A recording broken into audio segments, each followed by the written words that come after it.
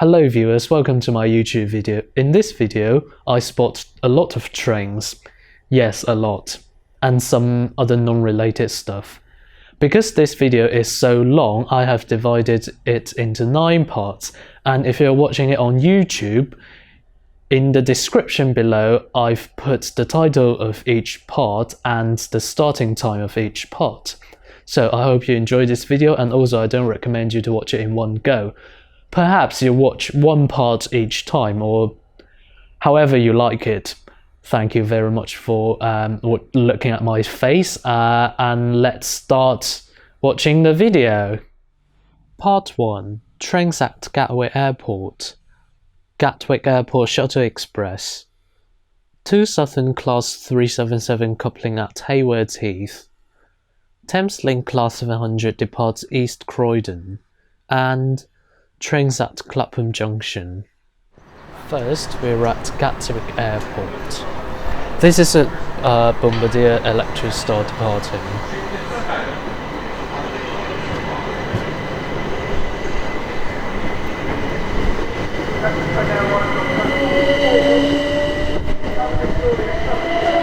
And this part of the video is a bit overexposed, and I apologise for that.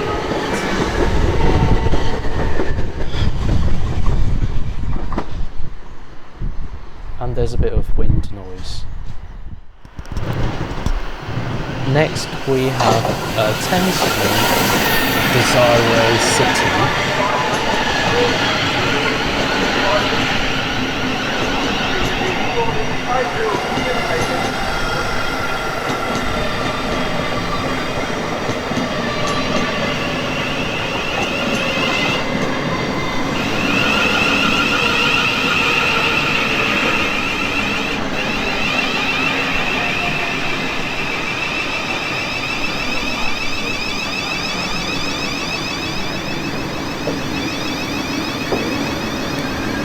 Lovely stop that was. And here we have, I think it's the same Desiree City departed.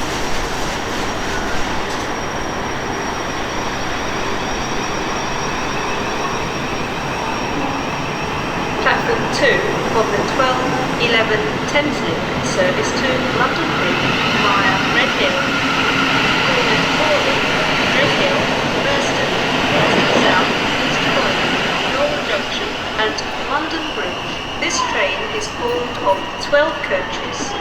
Due to a short platform, passengers for Norwood Junction should board the front 10 coaches. And now this other Desiree City's arrival, that is when a creepy station lady stood next to me. I'm sorry if you're the lady that's listening to this. But it was a lady standing next to me watching me until I finished, which was a bit creepy, and then I was asked to leave.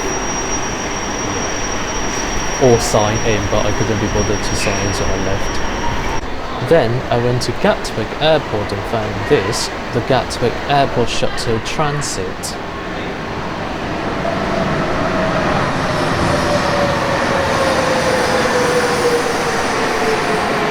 It connects the North Terminal to the South Terminal, where the National Rail Station is.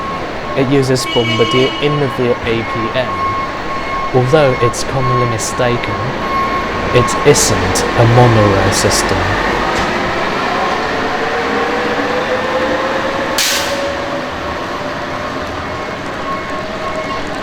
The Bombardier Innovier APM is an automated people mover, or APN system. It relies on rubber tire running on 2 pieces of concrete surface for propulsion, and is steered by the guide rail in the middle. So, here are the pros and cons of rubber-tired railways. Pros: they can achieve more tractive and braking force than steel on steel, and they're less likely to slip their wheels. Cons: rubber tires introduce more rolling resistance and more friction when steering, which is less energy efficient.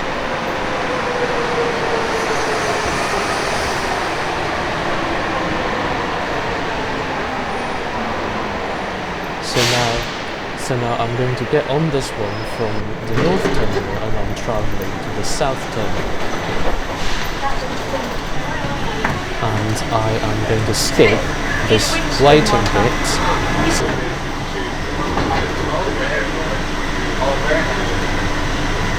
Yep, here we go.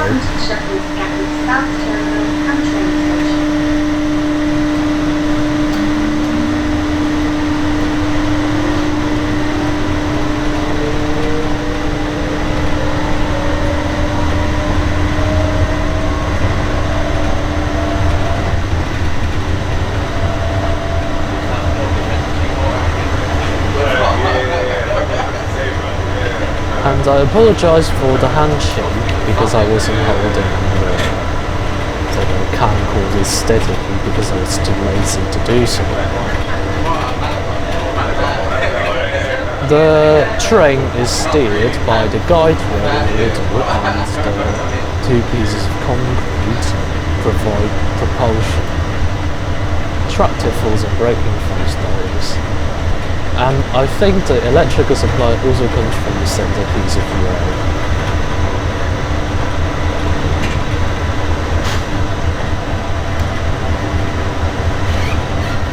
There are probably two pieces of contact because they can't really earth the trains via the wheels because they're rubber tyres and they're not very good electrical conductors.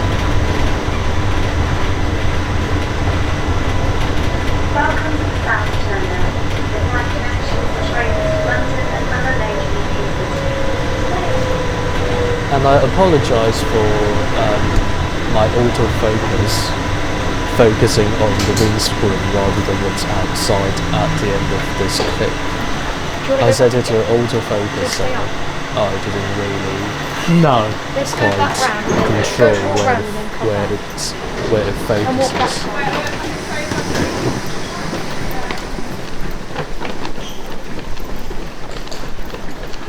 And now we're at Haywards Heath.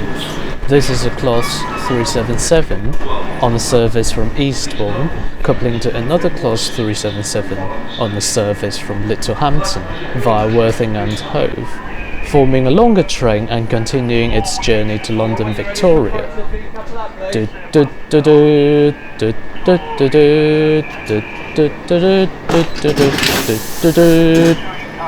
Yeah, pull away test, please.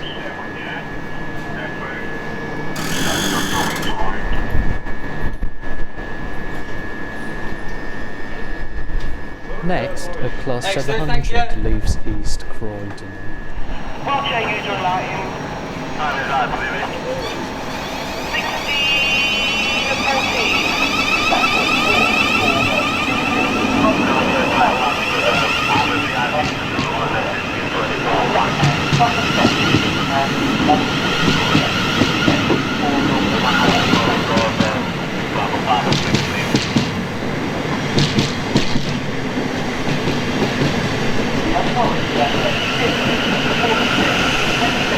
It's the same Class 700 as the one earlier in this video, but it wasn't recorded on the same day, it's just a coincidence. The station guy was actually quite nice and he let me video. Now we move on to Clapham Junction. This is the Class 159 operated by South Western Railway. It is in South Western Railway's new livery.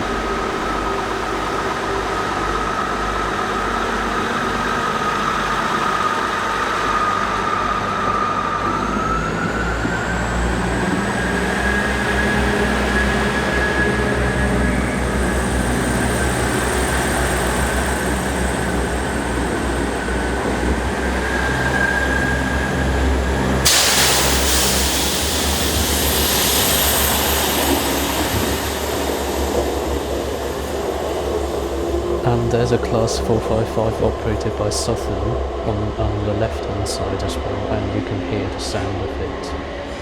I apologise for not being able to capture the unit number of the front unit. This is a Class 458 operated by South Western Railway.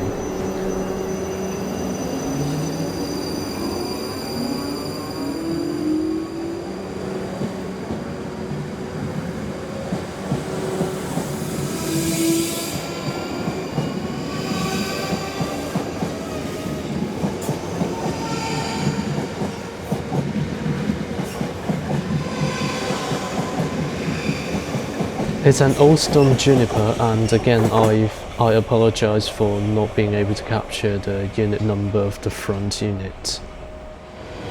This is another Alstom Class 458 Juniper.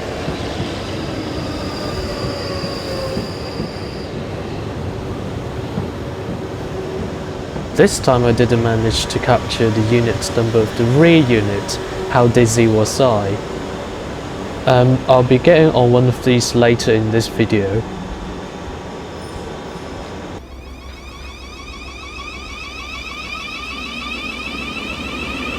This is a Class 707 operated by South Western Railway. It is a Siemens Desiro City, or Siemens Desiro City. I never know how to pronounce German things correctly. Anyway, it is basically a class of 100 without a pantograph or toilets. Again, I didn't manage to capture the unit number of the front unit, but it doesn't really matter because all trains are the same. Just kidding, the unit numbers don't matter, unless you're a fleet enthusiast, which I'm not. This is a GBRF Class 66 diesel-electric locomotive hauling wagons. The wagons are carrying railway stones, I think, aka track ballast. The EMD Class 66 is a diesel-electric locomotive. It's got 6 axles with 3 on each bogie. Each axle is driven by its own traction motor. Powering the locomotive, it's an EMD 12-cylinder 2-stroke medium-speed diesel engine. The Class 66 has been widely popular across the British rail network for freight hauling.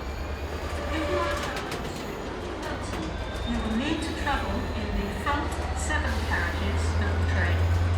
If you are travelling to Winnersh Triangle or Early, you will need to travel in the front 8 carriages of the train. End of Part 1. Part 2.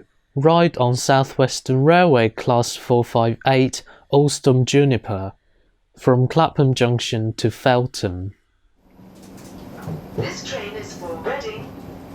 The next station is Richmond. Get ready. This train is full of 10 coaches. Customers for Feltham must be the front 7 coaches on stand coach train. The customers for Winners of this time and Early must be the front 8 coaches on stand coach train. Please give the soft platforms. Next stop is Richmond. This train is for Reading.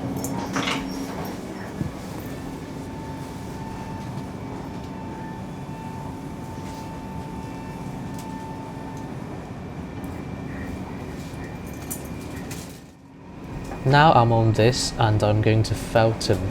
This train is on the South Western Railway service from London Waterloo to Reading, calling at these stations. It is running on the Waterloo to Reading line. The line is electrified and provides 750 volts of DC power via third rail.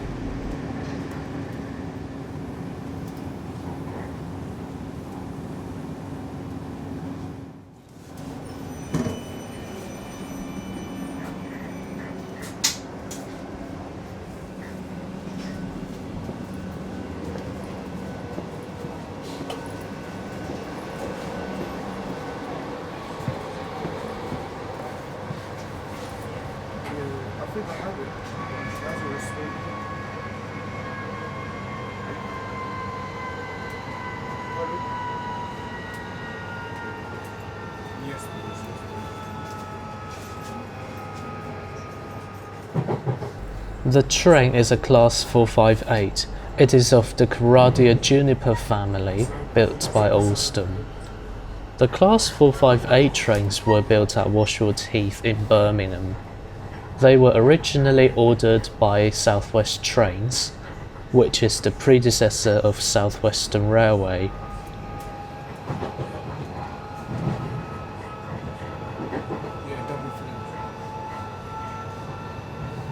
They originally came as 4-car units as the Class 458/0 to replace a slam door unit, but they were unreliable and they failed a lot. They were withdrawn from regular services and replaced by the newer Class 450 Desiro, built by Siemens.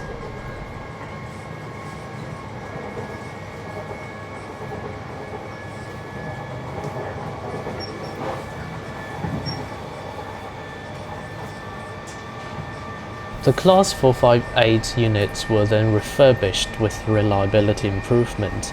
They became the most reliable trains in Britain, a bit like how Samsung improved their battery safety measure after the Galaxy Note 7 incident, and became the mobile phone manufacturer with one of the safest batteries.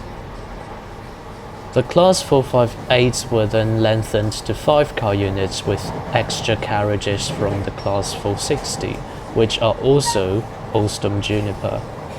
The longer Class 458 trains are designated Class 458/5.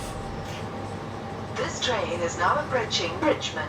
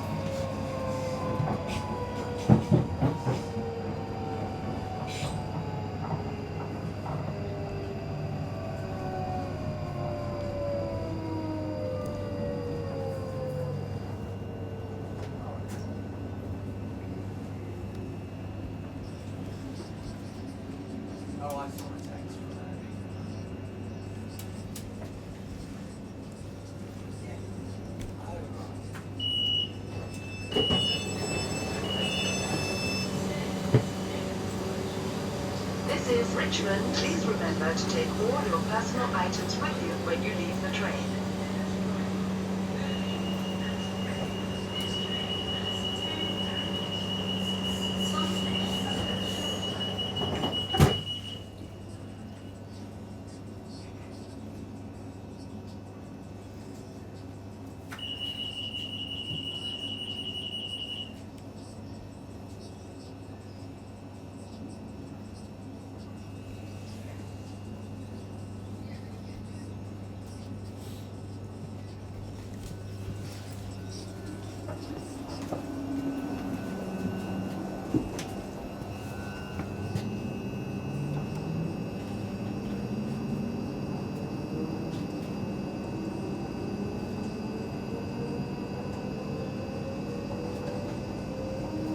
This train is for Reading.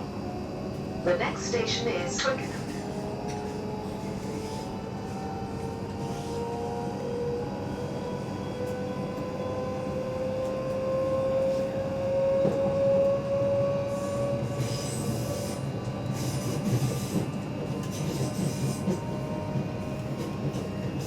I'm not entirely sure what electric motors these trains have, as that piece of information is a bit hard to find. But from the sound and the age of these trains, I suppose they have permanent magnet synchronous motors.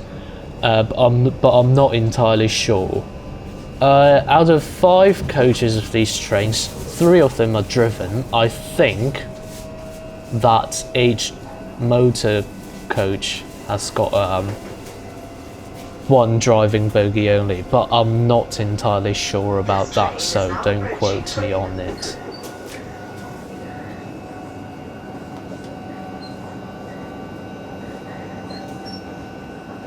I apologise for any handshakes. I didn't have any stabilising devices due to some restrictions of how much I can carry with me, and it's not the most stable environment on the train.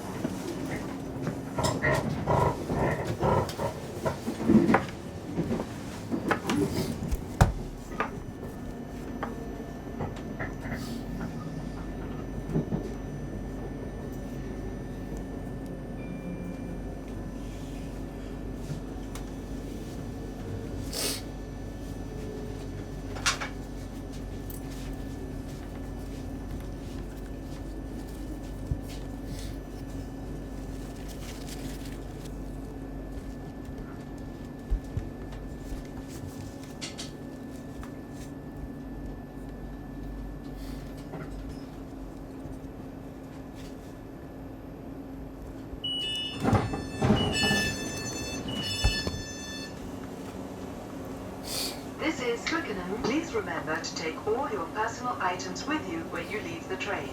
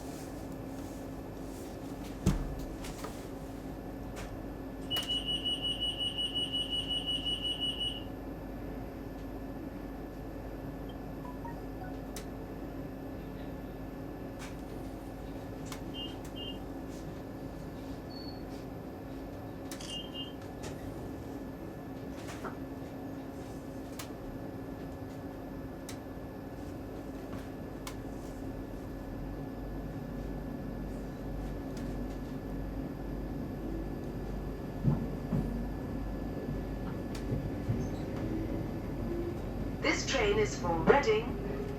The next station is Feltham.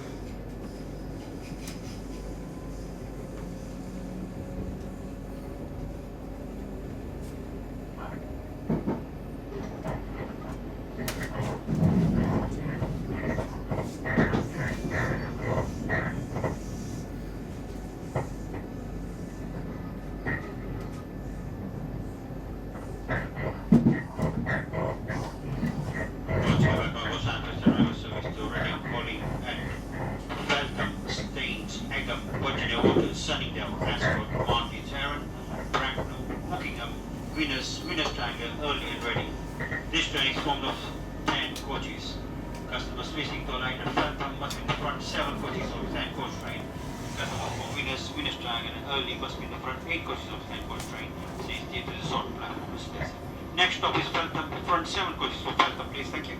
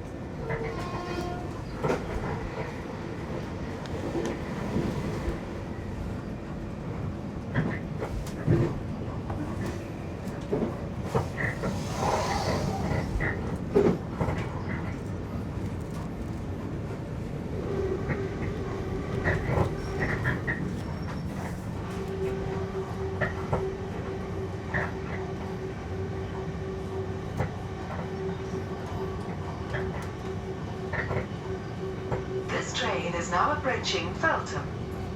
Passengers wishing to leave the train at the next station must be in the front 7 coaches.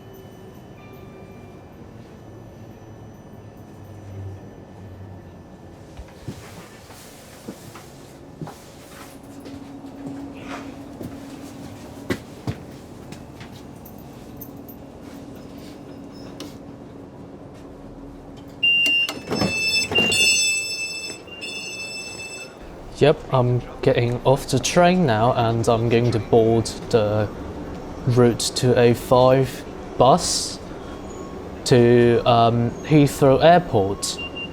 The bus will be a Volvo B5LH with a Gemini 3 Mark 1 body. Yep, just let me record this train leaving first.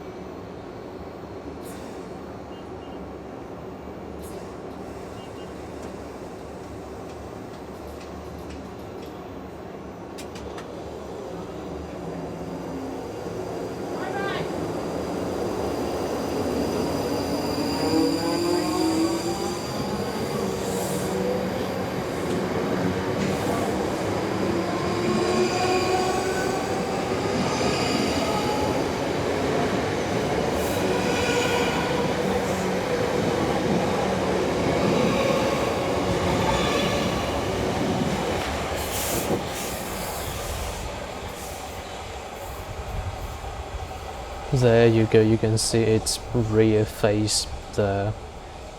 Bye!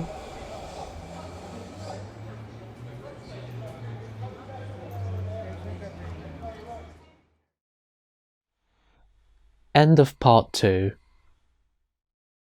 Part 3. Heathrow Airport, not for plane spotting. Belmond British Pullman, Grand Central Class 180, and Lenny eats sushi. Right, now let's go on the bus. Here we go, we are going to London Heathrow Airport, and this is a Volvo B5LH, which is a bit weird because it has an automated gearbox, and we are going to London Heathrow Airport, as I said momentarily earlier.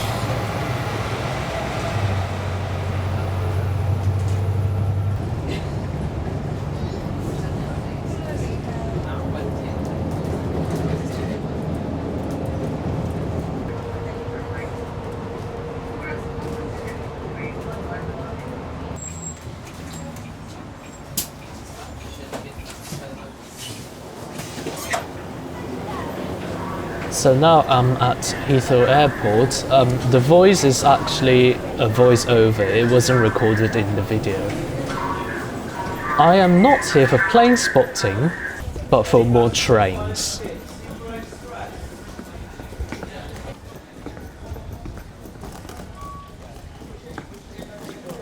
next train is called Terminal 4 only. Here we are at Terminals 2 and 3.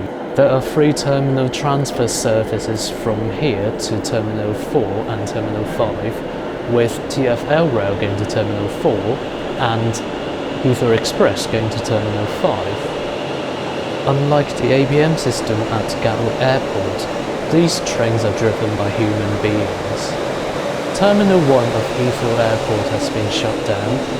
Terminals 2 and 3 share the same train station because they're within walking distance to each other.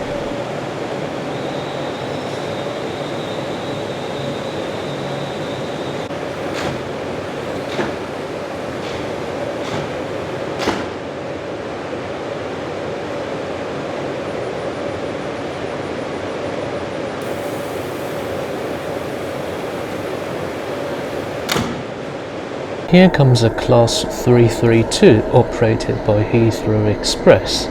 I'll be getting on this train to go to Terminal 5.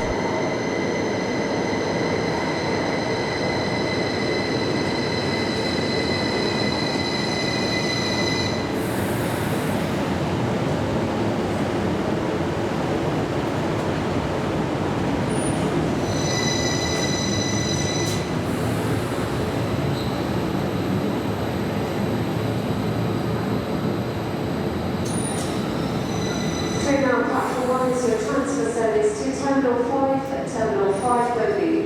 Please allow passengers off the train before boarding and mind the gap between the train and platform edge. This is your transfer service to Terminal 5 only. Welcome to Heathrow Central for Terminals 2, Terminal 3 and the Central Bus Station. You are transferring to Terminal 4. The Heathrow Express connects London Paddington to Heathrow Airport. It is owned and managed by Heathrow Airport Holdings, which is the same company that manages London Heathrow Airport. The termini of the service are London Paddington and Heathrow Terminal 5, with only one stop in between, which is Heathrow Terminals 2 and 3. From London Paddington, the service goes on to Great Western Main Line until Airport Junction, where it diverges and continues its way to Heathrow Airport. The line between Heathrow Airport and Airport Junction is owned by Heathrow Airport but maintained by Network Rail. TfL Rail has a service from London Paddington to Heathrow Airport as well, but from Terminals 2 and 3, the TfL Rail service continues its way towards Terminal 4 where it terminates, instead of to Terminal 5. Comparing the Heathrow Express service and the TfL Rail service, Heathrow Express offers a more comfortable ride, with softer seats and better climate control, and a faster direct train to London Paddington non-stop, whereas TfL Rail is cheaper and calls at more stations on its way. Heathrow Express is not part of National Rail, so their tickets are separate.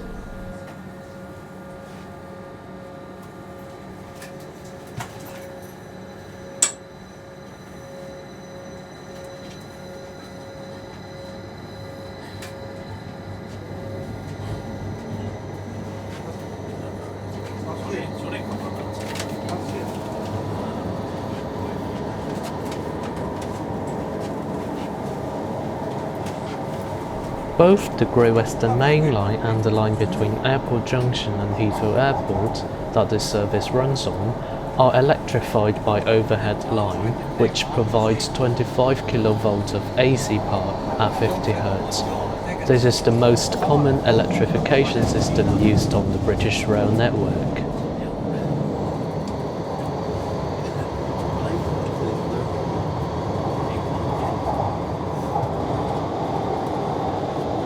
The trains that Heathrow Express uses are the Class 332 electric multiple units.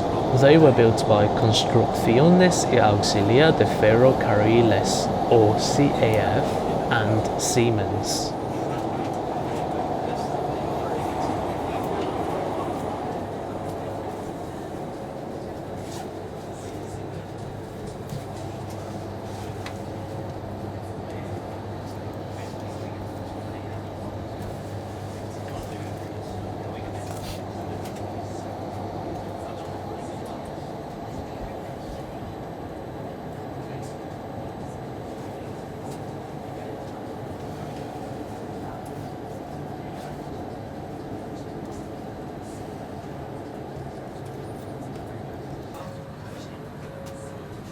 Looks like the passenger information board has been compromised by CIA.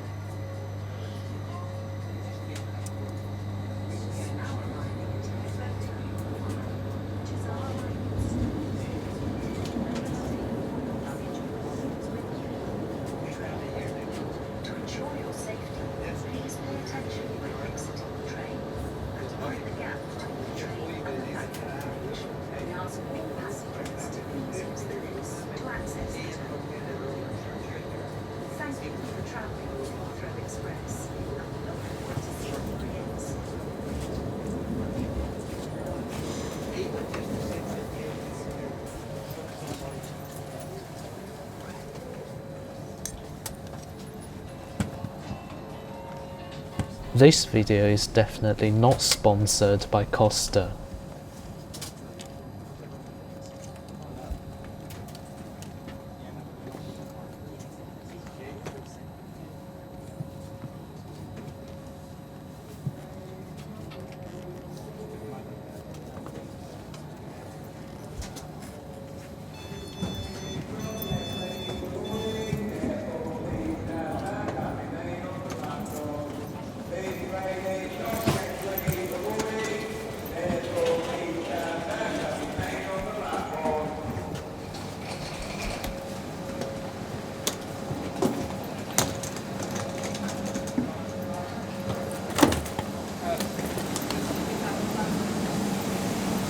This train is not yet ready in the morning, therefore please stand back and remain on the platform.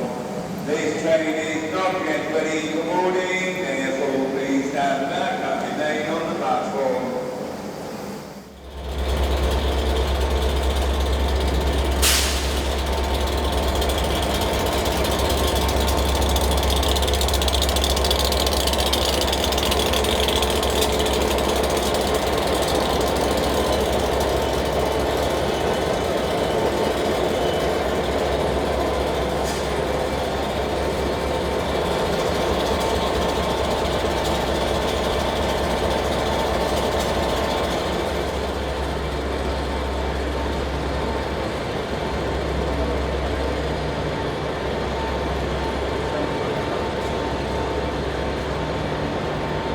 Then, the Belmond British Pullman at London Victoria. This is a luxury train service operated by Belmond,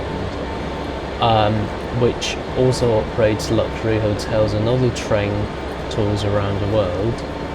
The Pullman uses restored coaches of the old time, and it is hauled by two Class 67 diesel electric locomotives from Deutsche Bahn.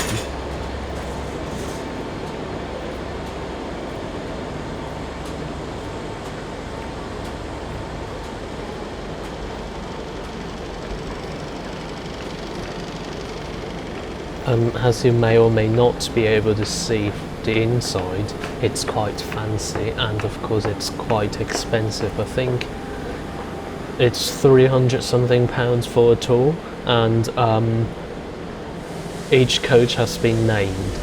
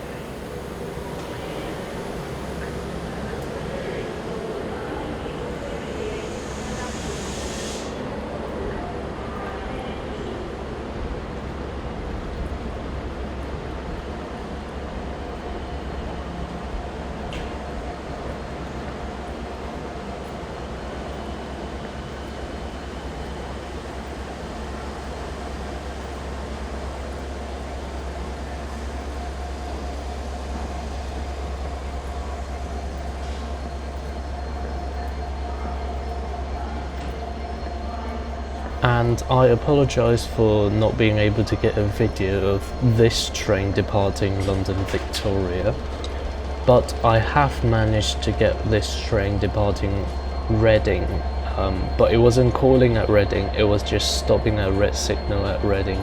It will be shown later in this video.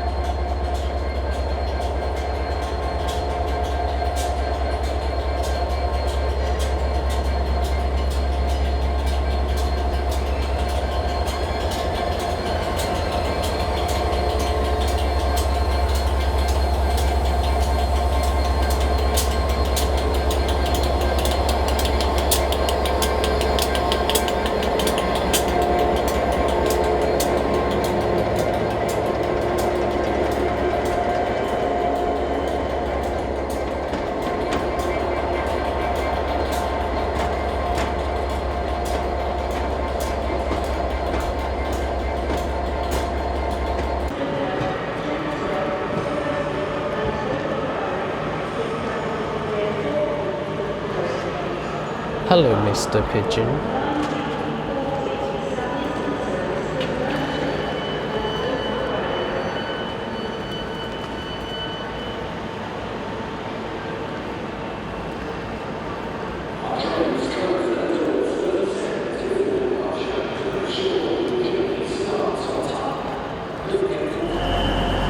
This is the British Rail Class 180 Adelante.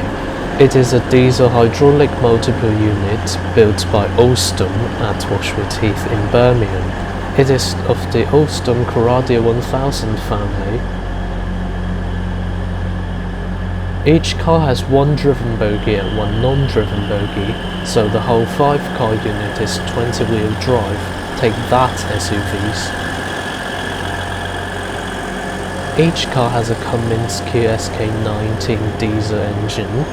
QS standing for Quantum System, which is a fancier name that Cummins gives to their industrial engines, as opposed to Interact System, which is a fancier name that they give to their automotive engines. 19 meaning that this engine is 19 litres.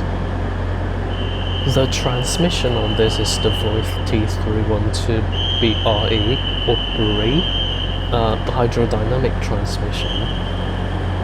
The final drive on this is also from Voith. They're of the KB type, KE type or the SK type.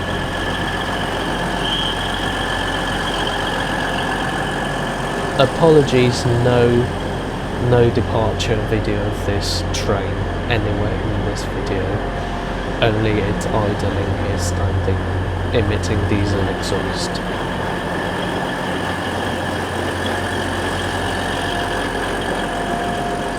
Spoiler alert, after seeing this train, you will see a cringy clip of Lenny eating sushi.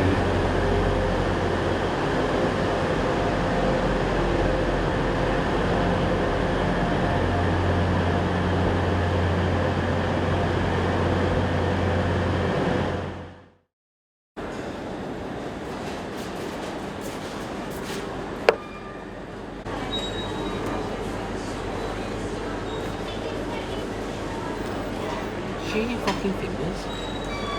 Yeah! We've done this bit.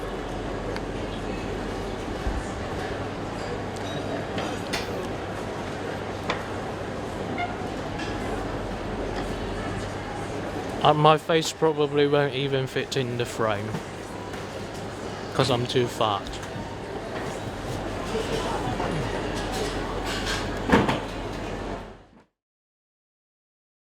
End of part 3. Part 4. Trains at Reading. And now we're at Reading because it's a good train spotting location. This is the Hitachi Class 800 that I took from London Paddington. It is operated by Great Western Railway.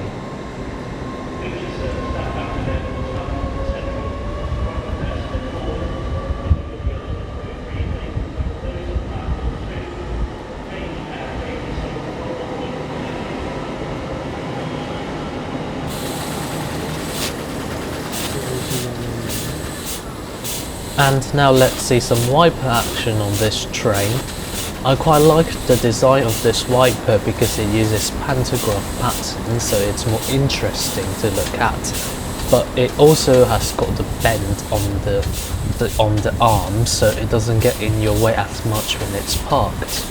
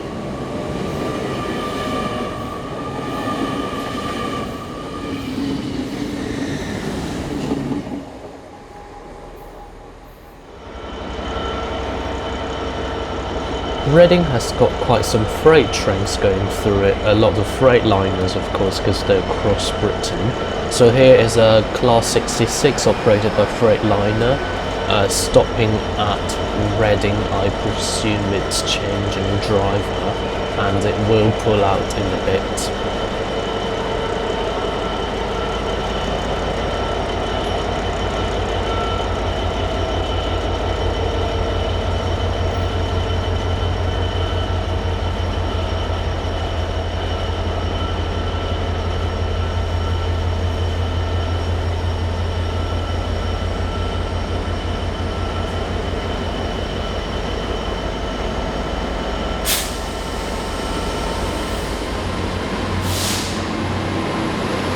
And that's two Class 800 units forming one train pulling away in diesel mode.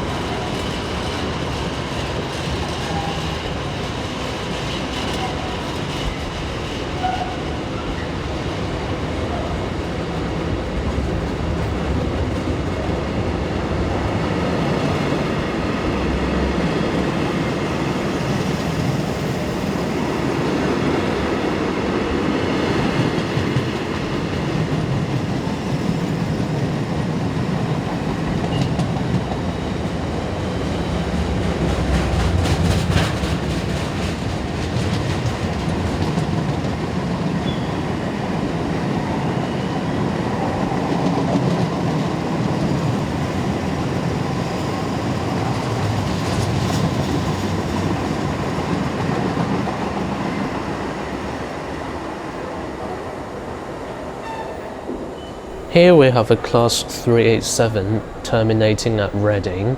I think this is on a commuter service from London Paddington.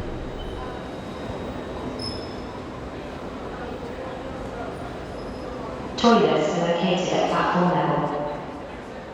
And next, a Class 800 departing whilst I was waiting for the freight train.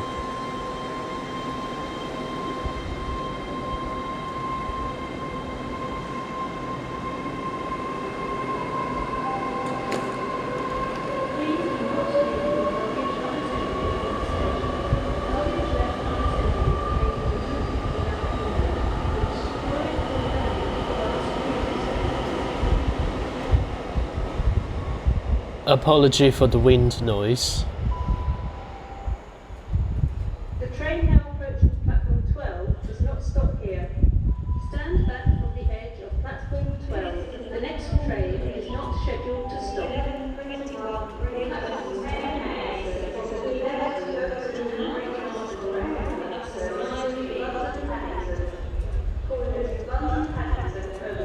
This train has 5 coaches. First class accommodation can be found in zones 1 and 2. Standard class in zone platform 13A for the 11-19 Great Western Railway service to Ealing Broadway. Cornet, Twyford, Maidenhead, Taplow, Burnley, Slough, West Drayton.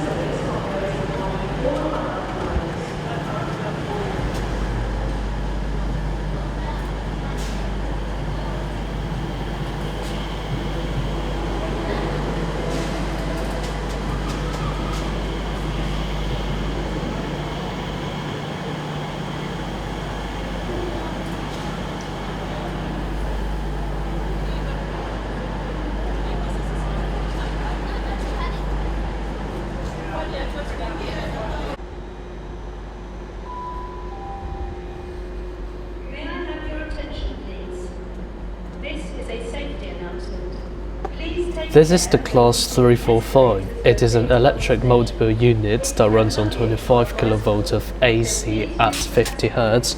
It gets its electricity from overhead line. It is of the Bombardier Avenger family, which is a successor of Electrostar. It is built at Derby.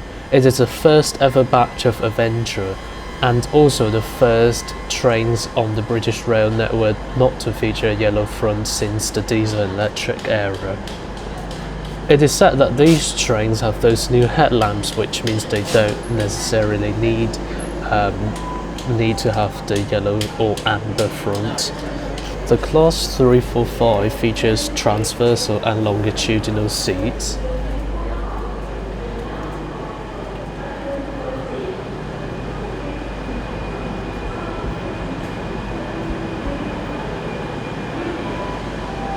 This train was not in service. I think it was on some testing or some sort of driver training or something like that, but I'm not completely sure.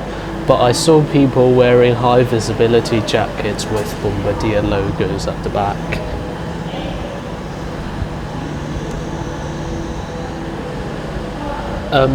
The Class 345 is for the Elizabeth line, which is currently known as Crossrail. Some sort of naming thing went wrong here, or went a bit confusing. The Elizabeth line will be connecting London Heathrow Airport, Reading, Abbey Wood, Shenfield, and also some major stations in between, such as London Paddington and London Liverpool Street.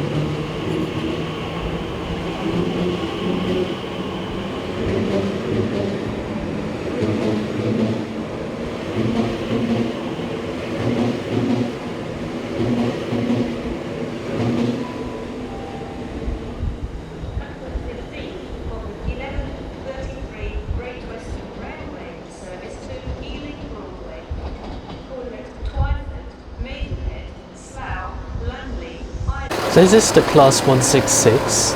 It's a network turbo. It is in first Great Western livery. Yep, that was the engine start.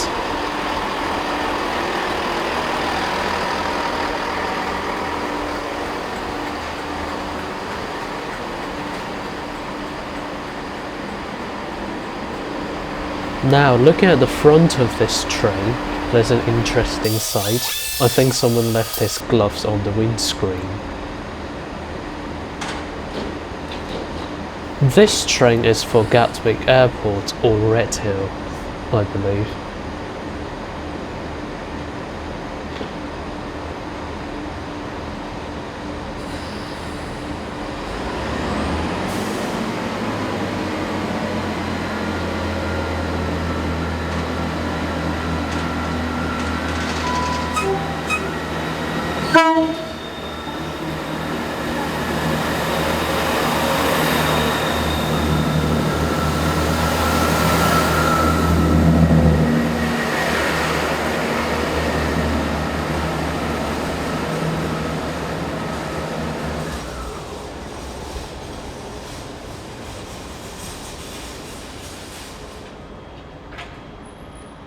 It has a Perkins engine and a Voith hydraulic transmission.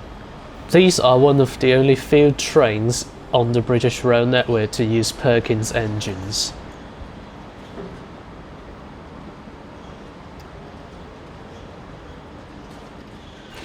This is the new, well not quite new, DAF LF operated by FedEx. And then this is the Class 800 operated by Great Western Railway. It is heading to London Paddington. It is running on diesel mode, so you can hear the sound of the MTU engines. I can't remember how many engines it's got, but each MTU engine on this one is a V12. I can't calculate how many cylinders it's got in total because I don't know how many engines it's got.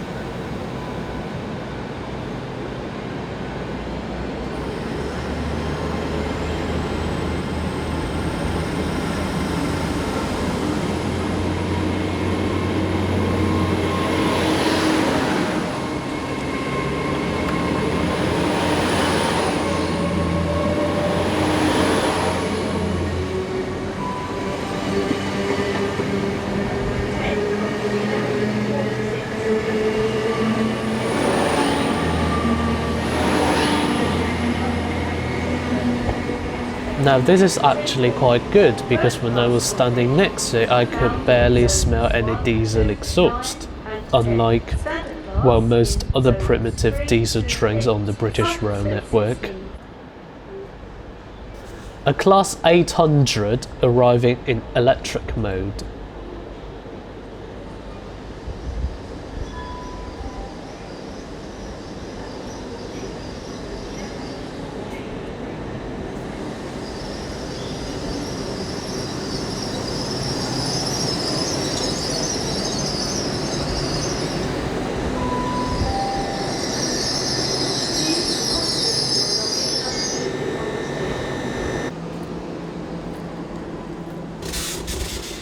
Then we have a Class 345 again. This train wasn't in service either.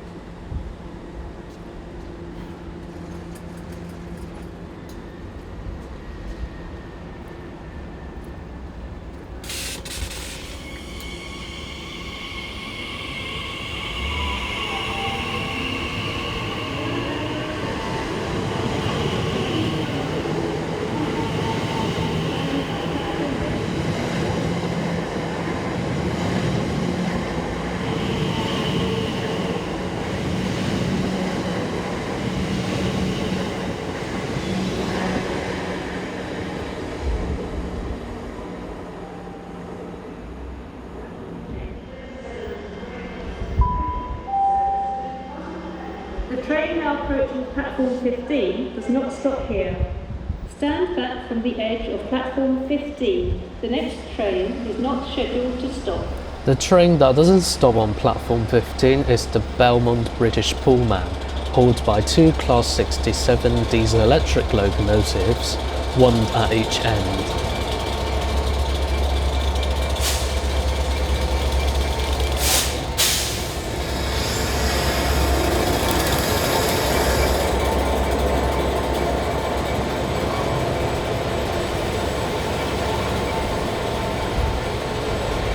The two Class 67 locomotives are from Deutsche Bahn. They are borrowed from Deutsche Bahn.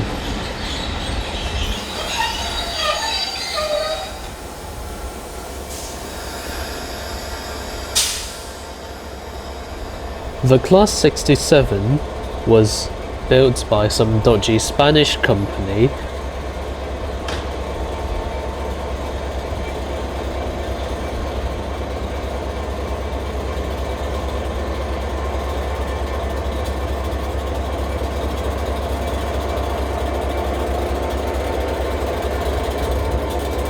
The Class 67 has EMD propulsion system with an EMD 12-cylinder prime mover and generator and traction motors. The Class 67 has two bogies, each bogie has two axles and each axle is driven by its own electric motor.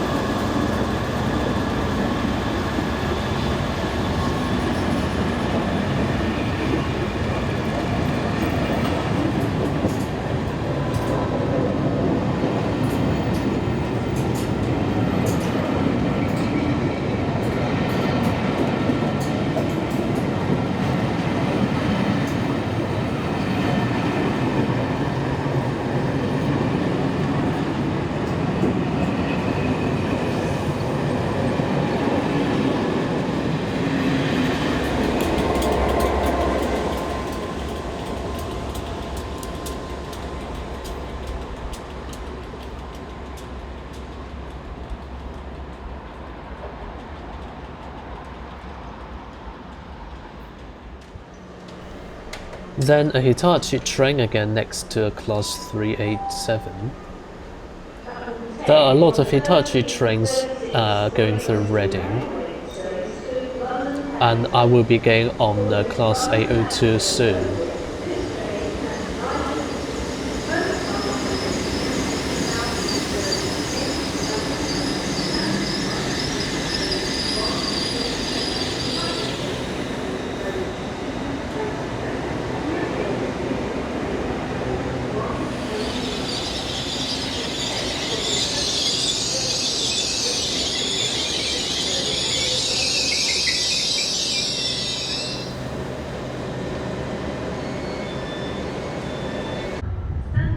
And then there's a freight train coming again.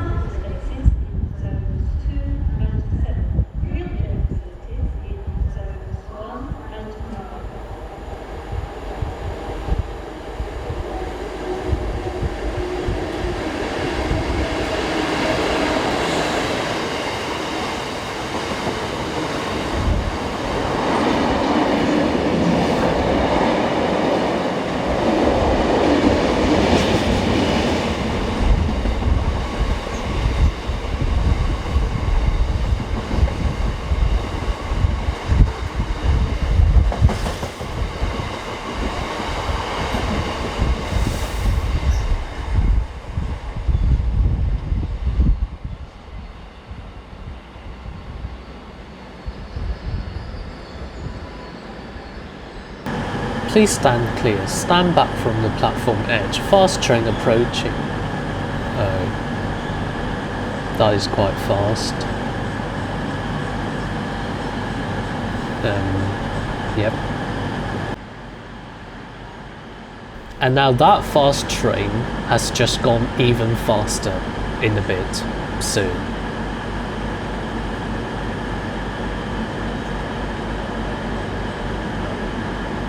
Yeah, please wait patiently, it will go a bit faster than this soon. This is a Bombardier Voyager operated by Cross Country.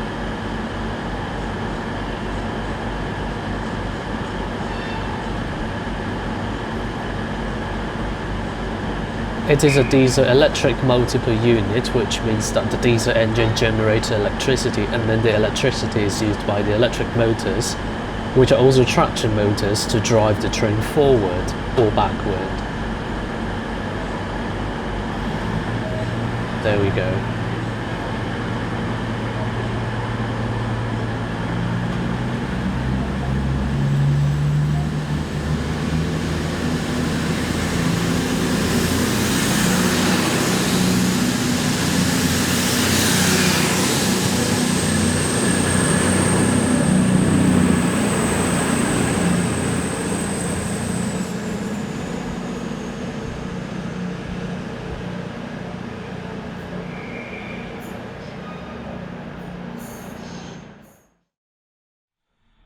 End of Part 4.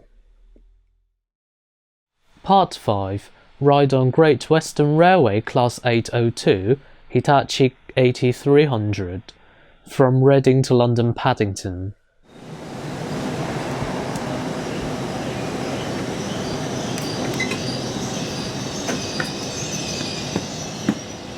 This is the British Rail Class 802.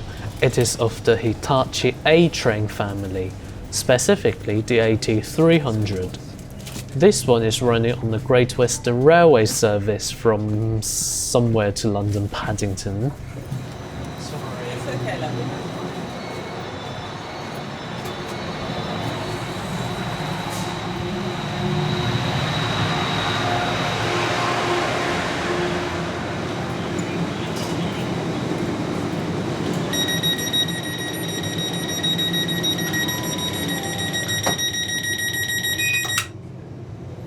The bit of journey I took was from Reading to London Paddington. It is running on the Great Western Main Line, which stretches between London Paddington and Bristol Temple Meads.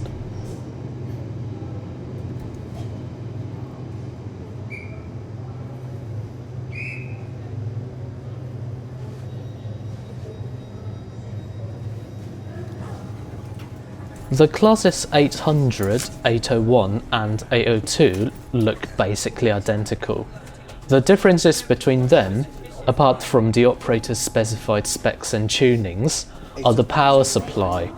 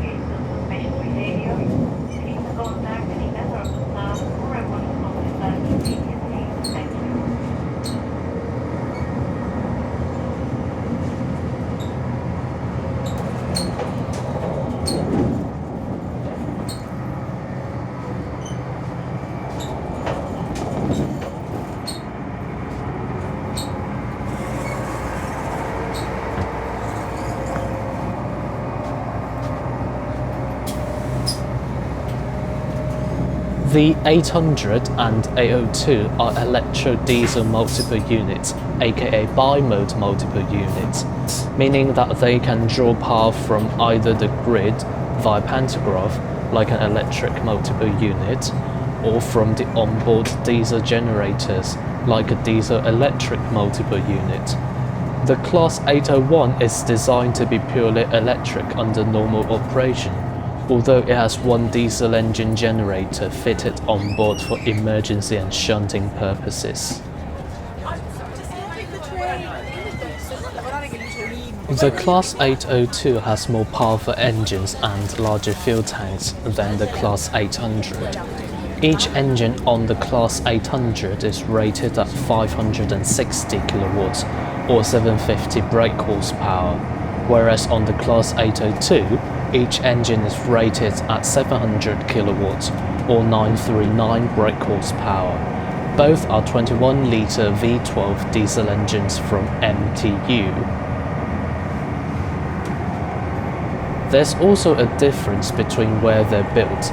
The Classes 800 and 801 had their bodies built in Hitachi's Kasado factory in Japan, and then shipped to Hitachi's Newton Aycliffe factory in north of England for assembly.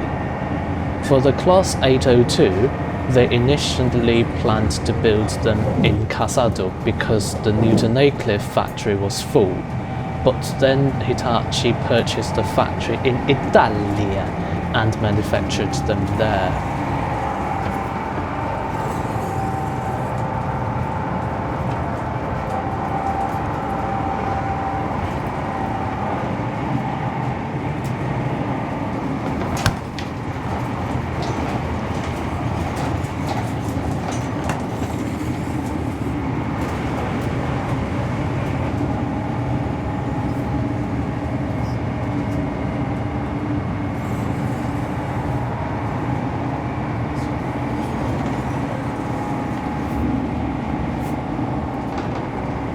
I'm just showing you the toilet. I will be sitting on one of these later in this part of the video.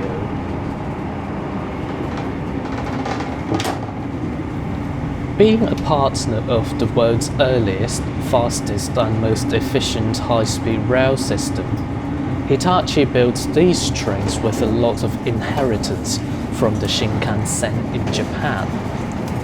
Most noticeably, the streamlined ends of the trains that reduce the air resistance, but in this case, instead of looking like a bullet, it looks more like a gentleman's sausage.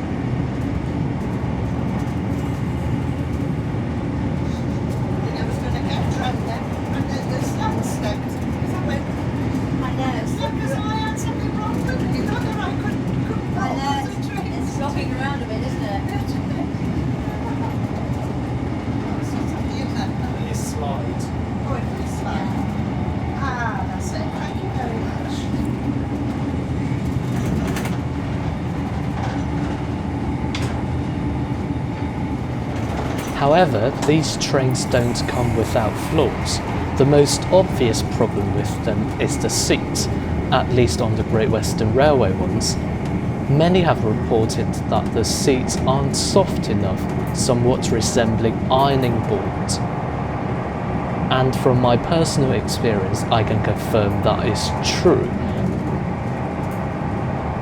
Another thing people dislike is that they're replacing the HSTs. Yes, I can understand people's attachment to old things, just like how people disliked the HST when it was first introduced, because they replaced older locomotive-hauled trains.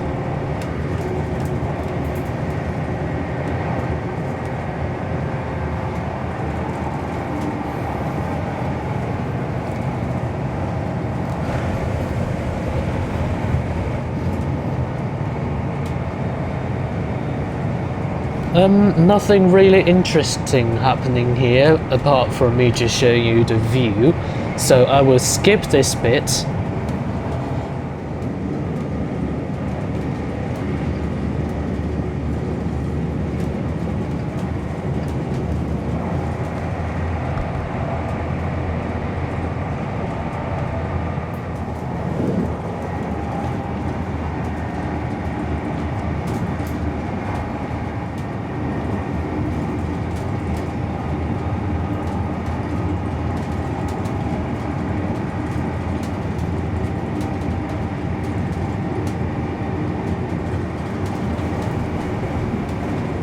Yep, that's the door flapping itself. Interesting in it. And that's the bin where you put your rubbish in, instead of putting it on, well, anywhere else on the train.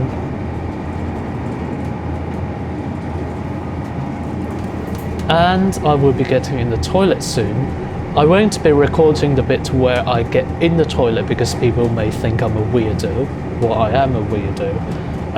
But I will be recording the bit once I'm inside the toilet. So this is the toilet, that's the sink, and that's somewhere you put your stuff, and there's a baby changing place, and that's a flush button. It's a bit small, but it will do. But again, we're in Britain, and it's an island country, so you sort of have to get used to small places. And that's me defecating now.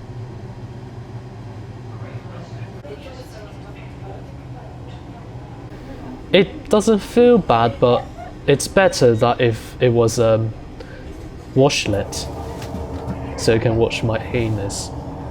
Now let me flush the toilet and get out of it.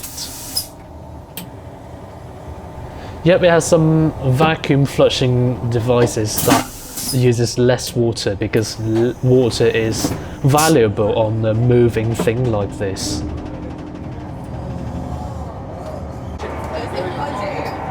So now we've left Slough where this train stopped at when I was in the toilet. The next station this train stops at is London Paddington, where this train terminates.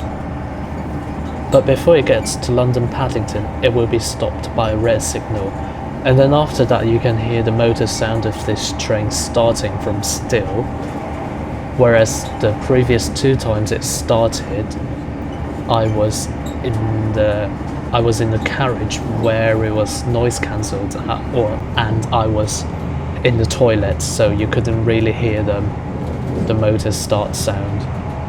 By the way, this train is running on electric mode, so you can only hear the motor sound and some other facility sound on board, but no engine sound. I will also be skipping and fast forwarding some of the bits I think are boring.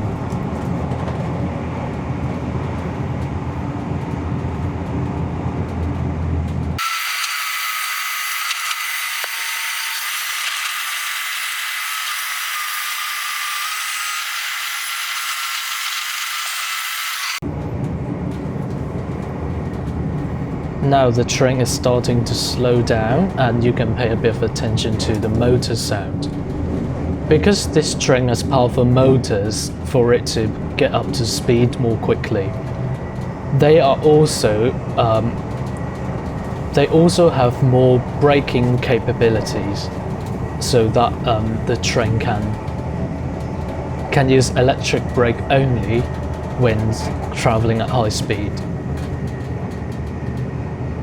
By the way, I suspect the train has pressurized cabin because the Shinkansen trains have it, and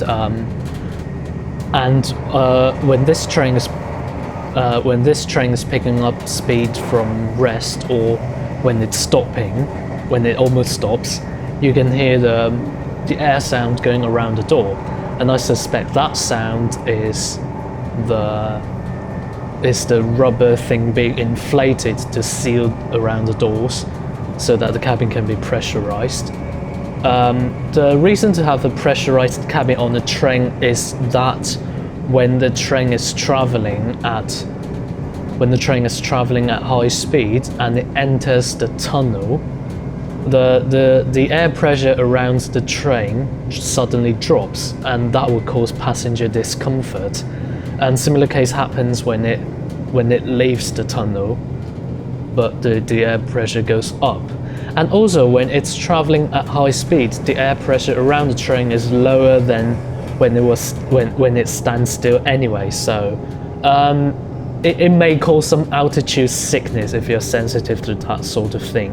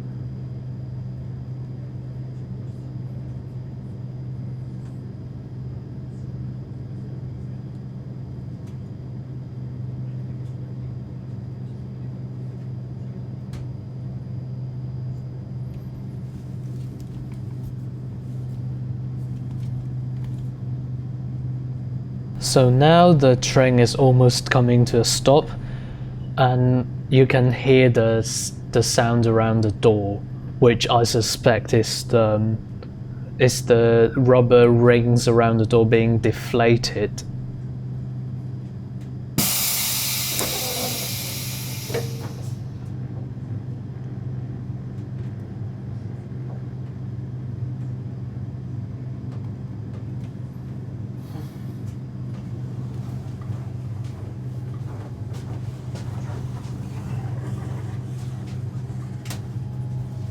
Yep, the train has now come to a stop and it's boring, so I am going to skip this bit.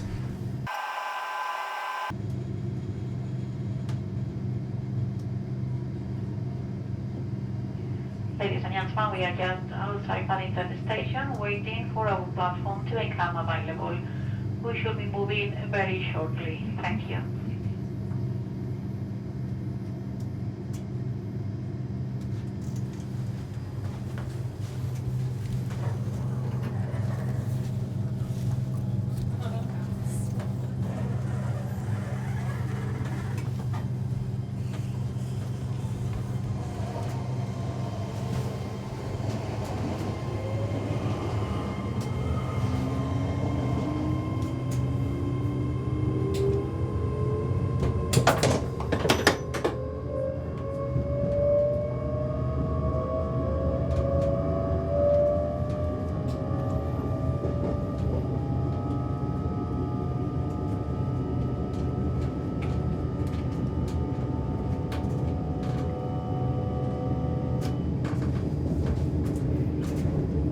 Ladies and gentlemen, in a few moments' time we will be arriving at London Paddington. Our next and final stop for the service, and we are arriving on time.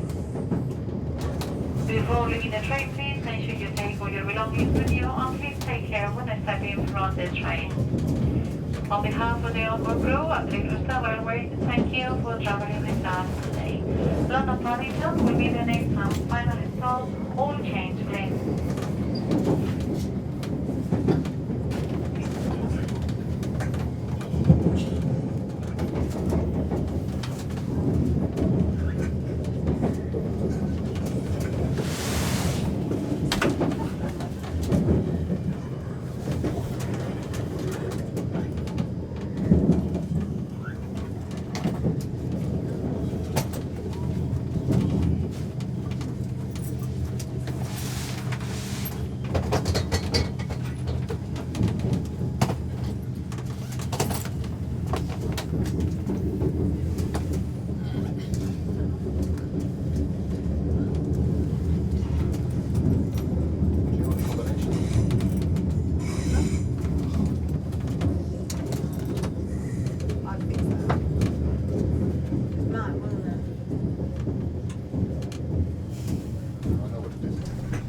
So now we're arriving at London Paddington. When I get off, I will go to the front of the train. Well, the front now, the rear when it leaves this station in the near future. So thank you for watching this part of the video. It's been a bit long and a bit boring, actually very long and boring. So thank you very much for watching.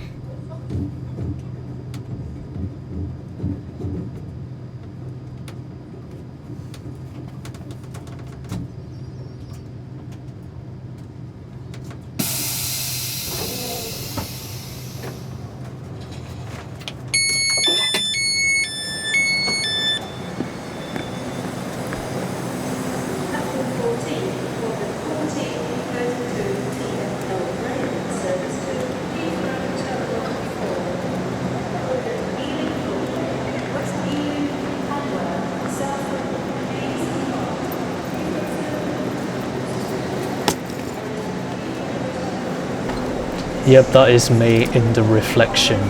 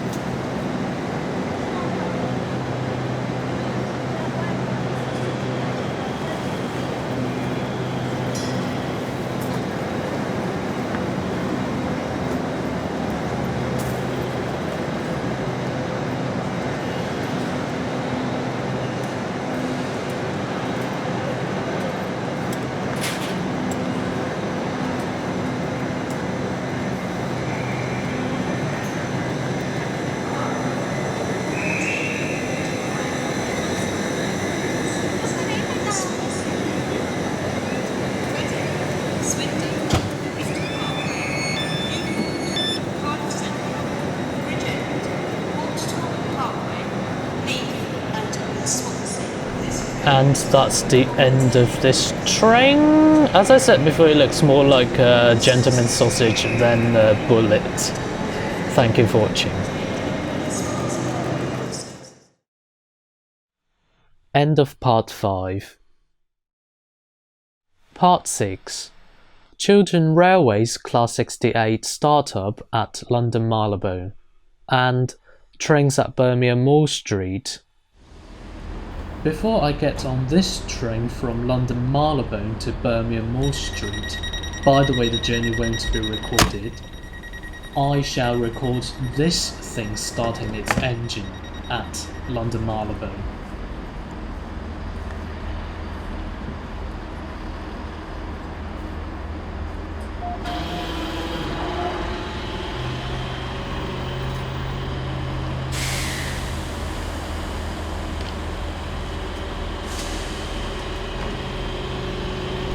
This is a locomotive-hauled train. The locomotive is a British Rail Class 68.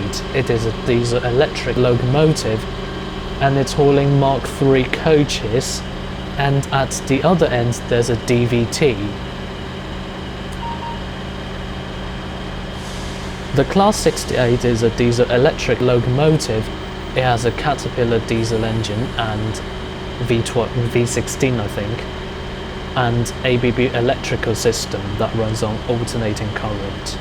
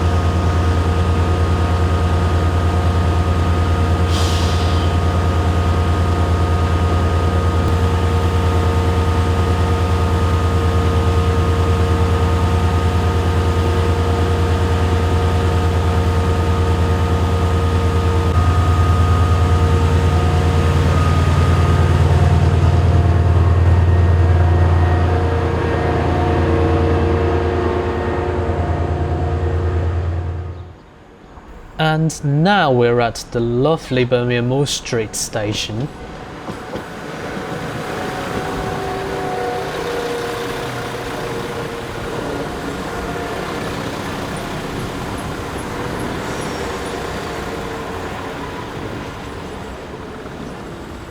The first train we see at this station is the Class 172, and the fleet number is 172345. What a consecutive string of fleet number.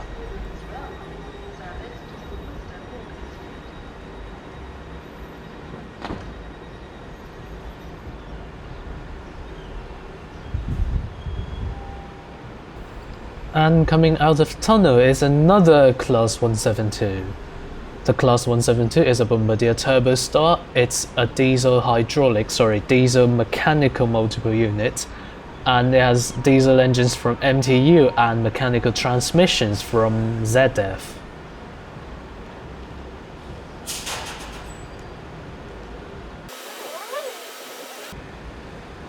Now, because the trains are quite far away from me, I can't quite capture the sound, but the one on the right hand side will come towards me, by which I will then be able to capture the sound. The frame is just zoomed in. Now, one thing I like about diesel mechanical multiple units is that they change the engine sound because the speed changes, instead of like on diesel electric or diesel hydraulic, it's that constant engine sound.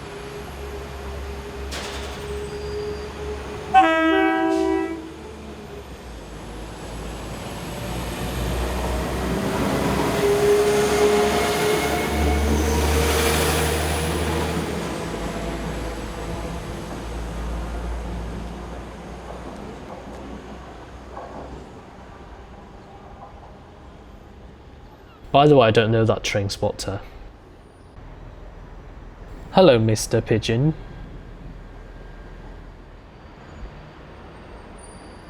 And here we have a Class 168. This is the first of its type.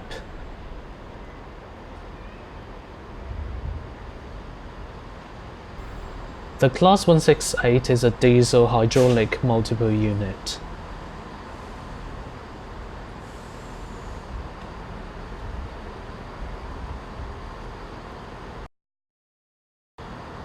Ladies and gentlemen, this is a security announcement. Please ensure that you keep your luggage and personal belongings with you at all times. Unattended luggage may cause a security alert and cause unnecessary delays to your journey. Passengers are reminded that smoking is not permitted anywhere in this station, and this includes e-cigarettes. Thank you for your cooperation.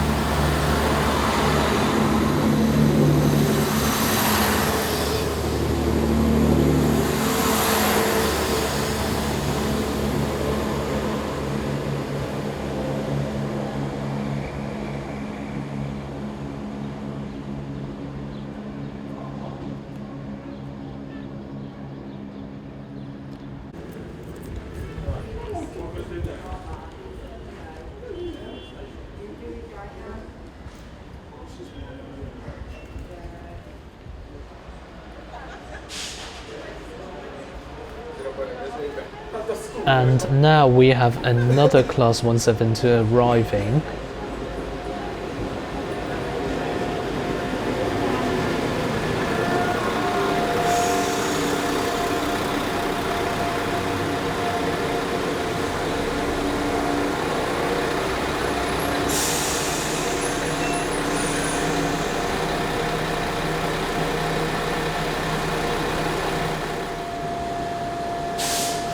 And then the same Class 172 leaving.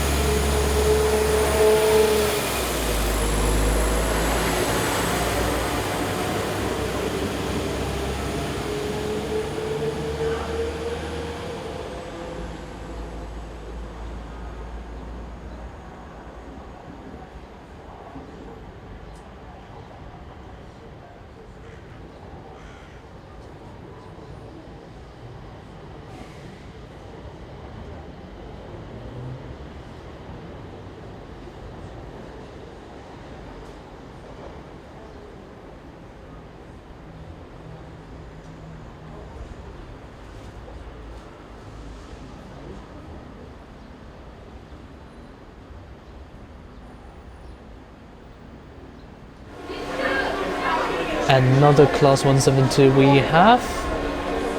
Now it's a bit rainy, which is good in my opinion because it looks funner. The company that gave out the cup that's behind the windscreen of this thing is definitely not the sponsor of this video.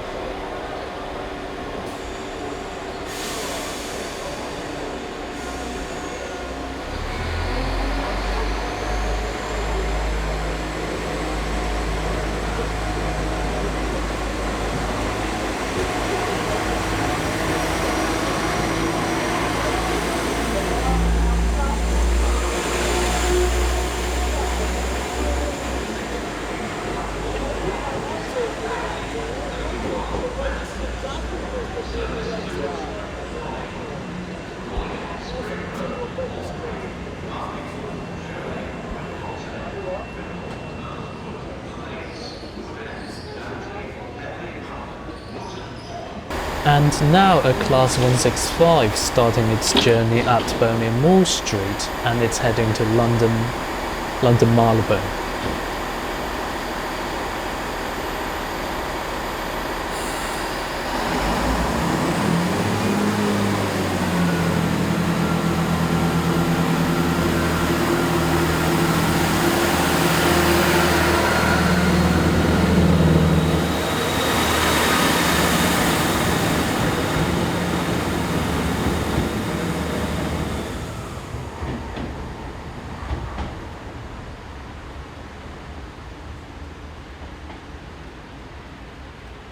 This train has a Perkins engine, quite unpopular on the British Rail.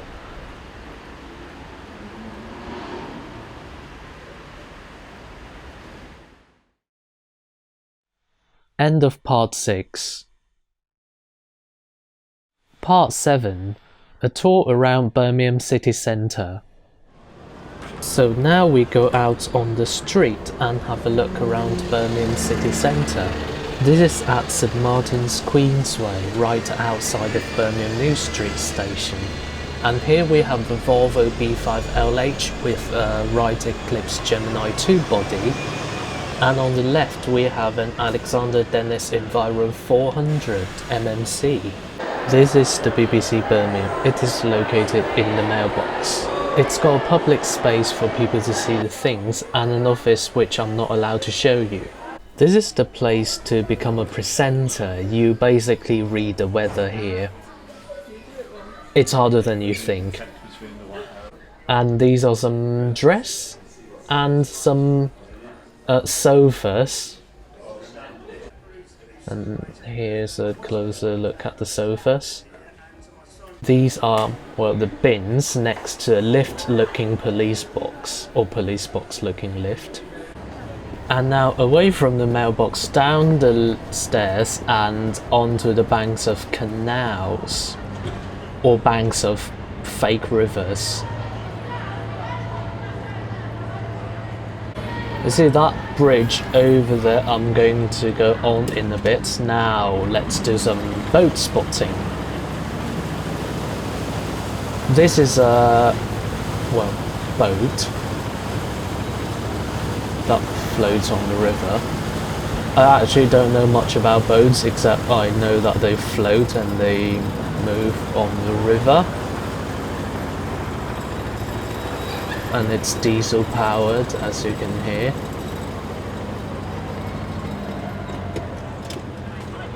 Or petrol.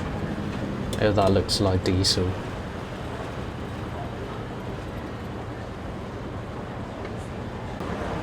And more boat spotting and short lamppost spotting.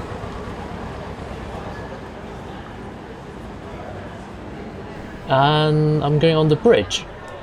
Now on the bridge there are, well, some locks locking air. In case of emergencies, run to the mailbox. And that's the anchor thing, I believe. Well, not anchor, but that thing. And now walking along the canal, fake river, hoping no one will push me into the fake river. I wonder if there are any fake fish in there.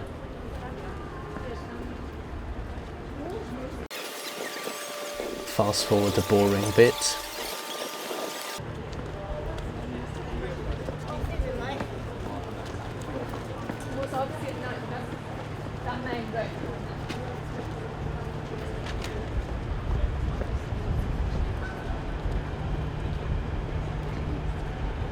Pick up your dog poo.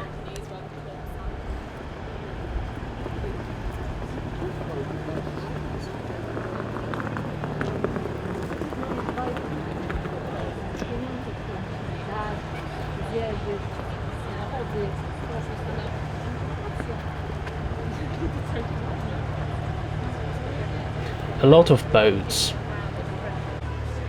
and some interesting sights of tall buildings of BT and HSBC. Brilliant.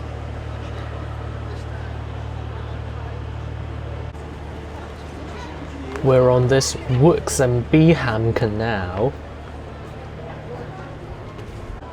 and some oil on the fake river that changes colour depending on the angle you look at it, which is interesting. Oh, yeah. And some flying object.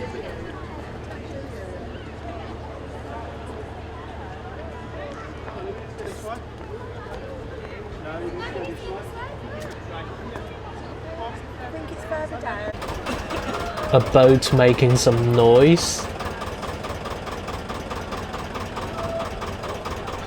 and emitting gas.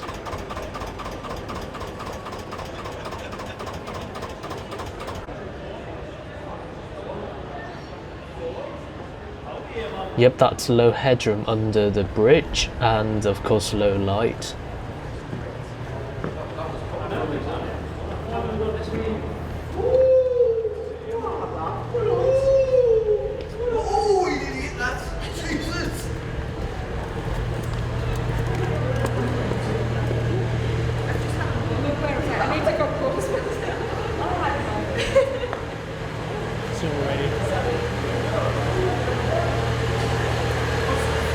This is brilliant.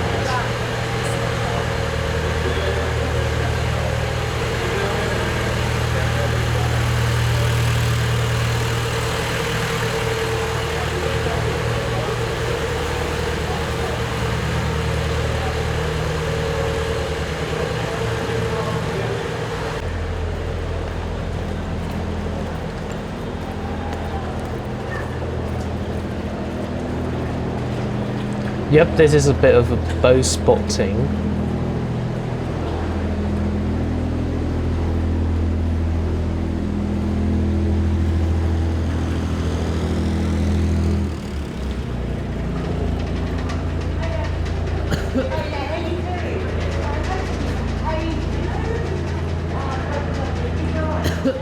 And I inhaled a bit too much diesel exhaust.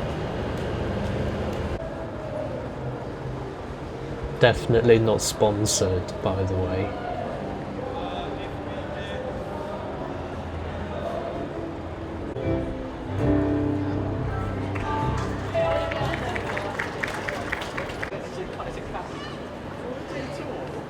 Here are some sex organs of plants on the bridge. And this is ICC.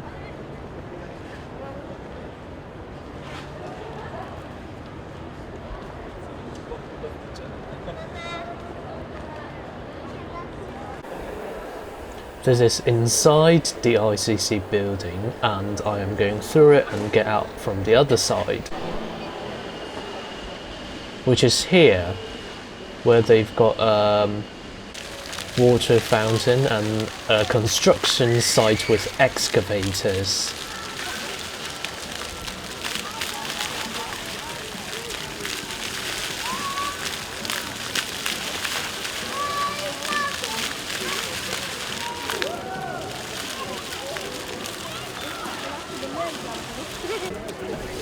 And here's a look at the bin.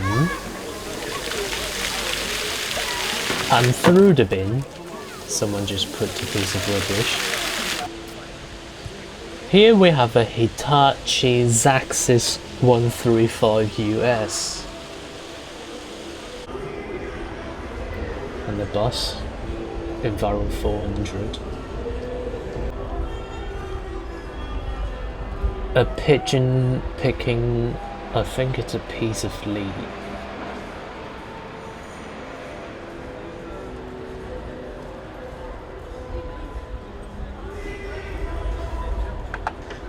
Lovely sight in it.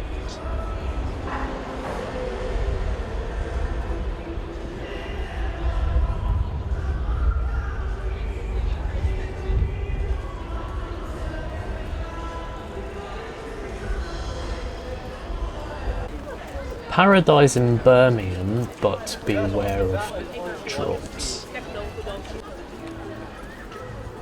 Here's another construction site. And now I am going to the Museum and Art Gallery in Birmingham.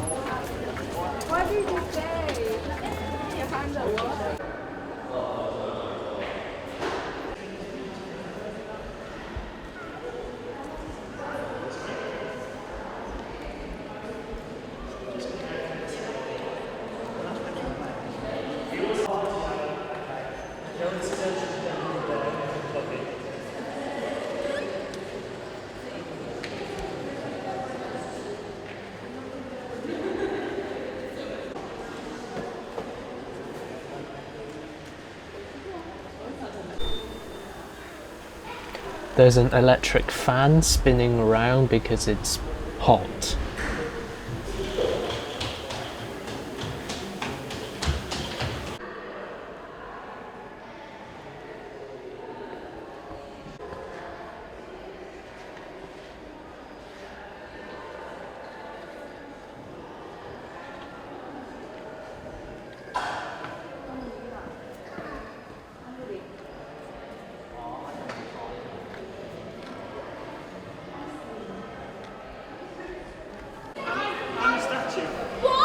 And here's a mini museum for the little ones, and here we have a donation thing. You put a coin and then it rolls down, and then next to it there's some sort of arcade being there,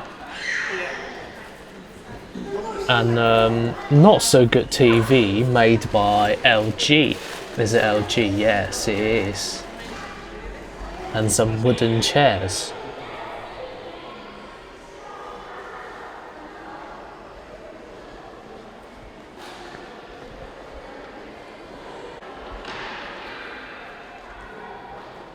This is interesting.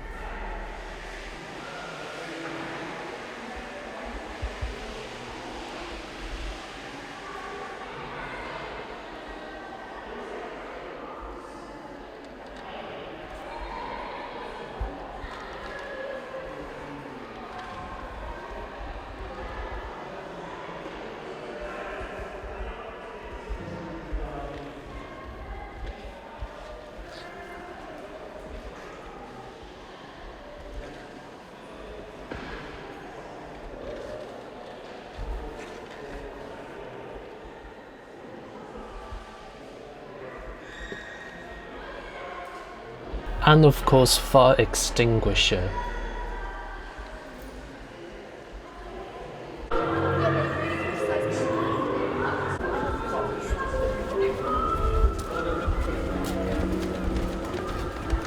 And now we're leaving the museum and art gallery. Fast forward this bit. We see a piece of tram track that leads to nowhere.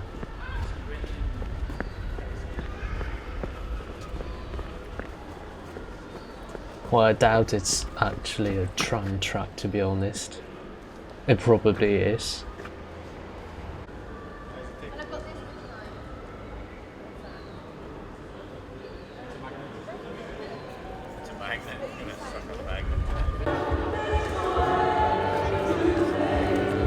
And these are some stairs. This is a tram, West Midlands Metro, and this is the end of the city centre tour. End of part 7. Part 8. Trains at Birmingham New Street, trains at Birmingham Moor Street, and ride on West Midlands Railway Class 170 at Trans Turbo Star from Birmingham Moor Street to Solihull. And now we're at Birmingham New Street. This is a Class 170. Well, 2 Class 170s.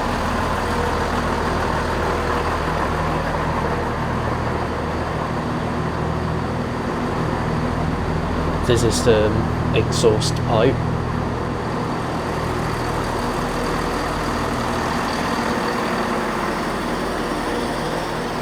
The 2 Class 170 units here make up 4 cars.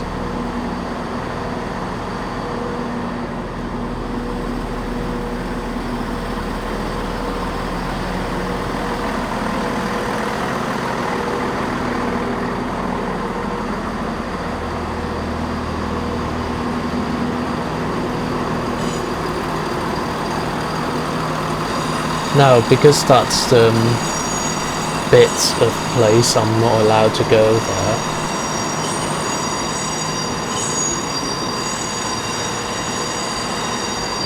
And here comes the Class 323 from somewhere, from Warsaw.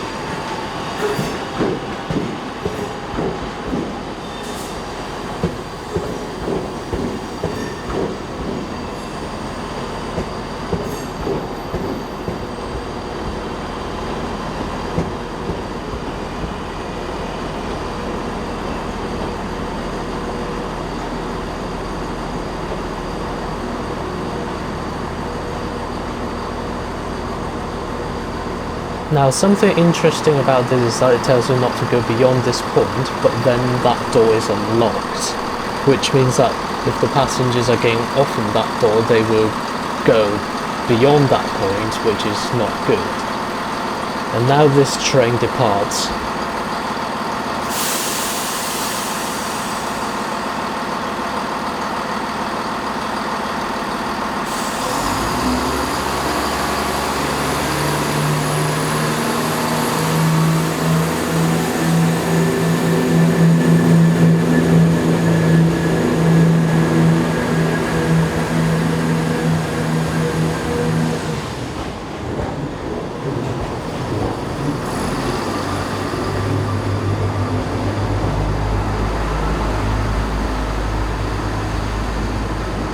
Bye.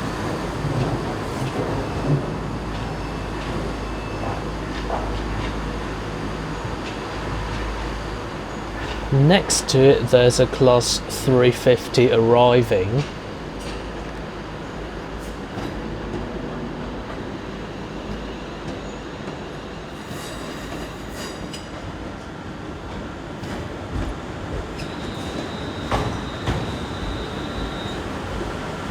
And when I turned around, I realised that there's a Pendolino there.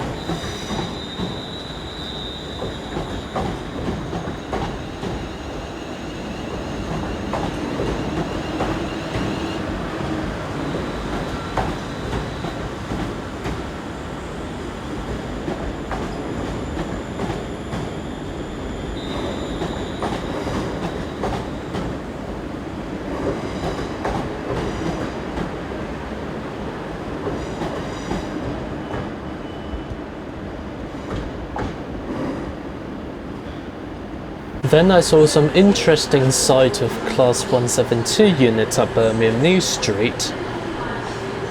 Unfortunately, I couldn't capture the fleet number. And when I was about to go back to record the Pendolino, someone told me off for filming, even though I didn't do it on film. So I went back to Birmingham Moor Street and spotted a pigeon.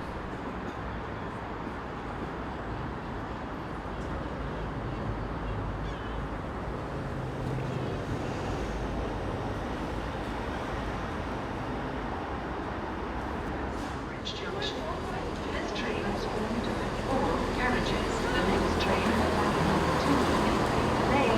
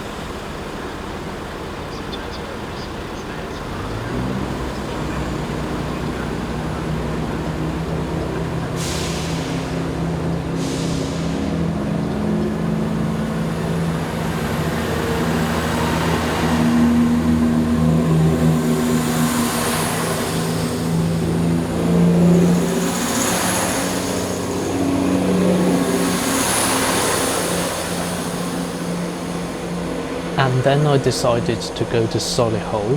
I wanted to get on the Class 172, but the Class 170 showed up, so I had to censor myself. Oh, for f***'s sake. And also there was another person I needed to censor. Let's wait for the next one, shall we? Say that's in like 20 minutes? Is it? Yeah. Oh yeah, we're gonna come back on the 172. Yeah, we'll do that. Yeah? Sorry. Right, whatever conversation we just had, it's been recorded. I'm so sorry.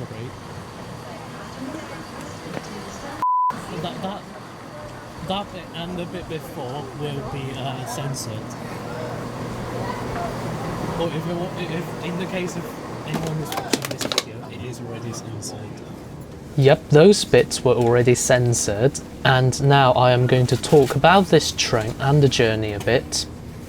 Thankfully, the next one I had was a Class 172, and more interestingly, it was previously a London Overground Class 172, and now they're serving West Midlands trains, but more on that later.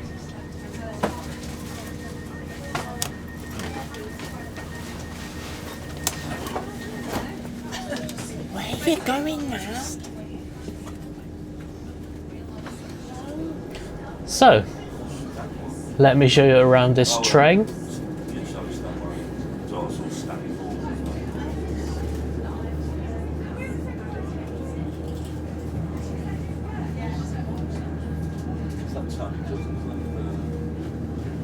And you can hear the driver's AWS sound.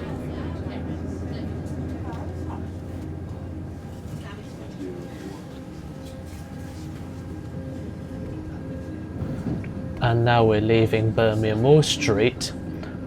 This train is on the service by West Midlands Railway, which is operated by West Midlands Trains. West Midlands Railway is just a branding. The company is West Midlands Trains. So this is right behind the driver's seat, so you can hear the AWS sound or any weird noise the driver makes. This is on the Chiltern Main Line, which runs between Birmingham Snow Hill and London Marylebone. And I'm taking this service to Solihull. West Midlands Trains don't run services to London Marylebone, it's just that the line that goes there. And Chiltern Railways run service to London Marylebone. This part that I was on, it is also part of the Snow Hill lines, which are lines that connect Snow Hill. Naming confusion. Anyway, this is the British Rail Class 170. It is a diesel hydraulic multiple unit. It is of the Turbostar family, introduced by Trans, but later taken over by Bombardier when they bought the company in 2001.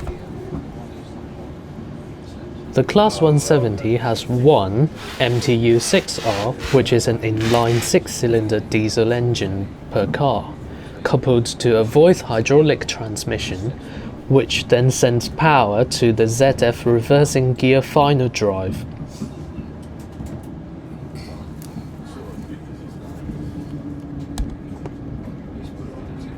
We're now approaching Heath. The Turbostar trains were constructed between 1998 and 2011 at Derby. The family had a lot of characteristics derived from the classes 165 and 166 Networker Turbo, which were built by British Rail Engineering Limited, which was a company taken over by ABB, which then cooperated with Daimler-Benz to form Trans, which was then bought by Bombardier. Yeah, so I presume that's basically how Bombardier got the techniques for Turbostar. So, the rest of this part of video is going to be boring because I can't be bothered to add my voice or my handwriting on it because I'm lazy, and also it's been a long way. Except a photo of me videoing this train in about 7 minutes and 10 seconds. So you can skip to nearly the end of this part of the video and watch the train leaving Solihull, and then watch the next part, which will be me travelling from Solihull to Birmingham Moor Street on the Class 172.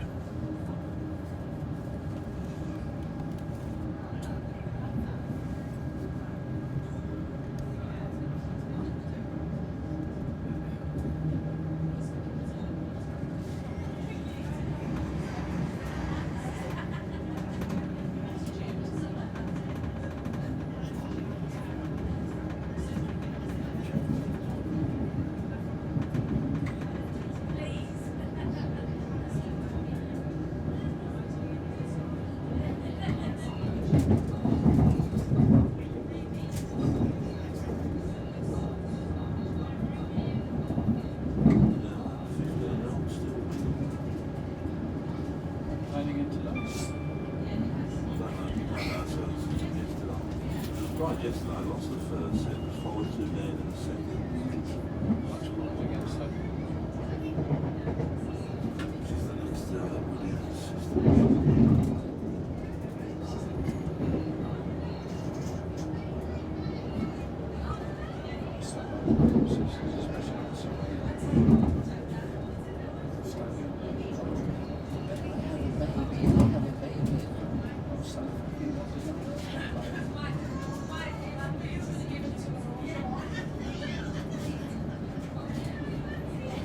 We're now approaching Thameslink.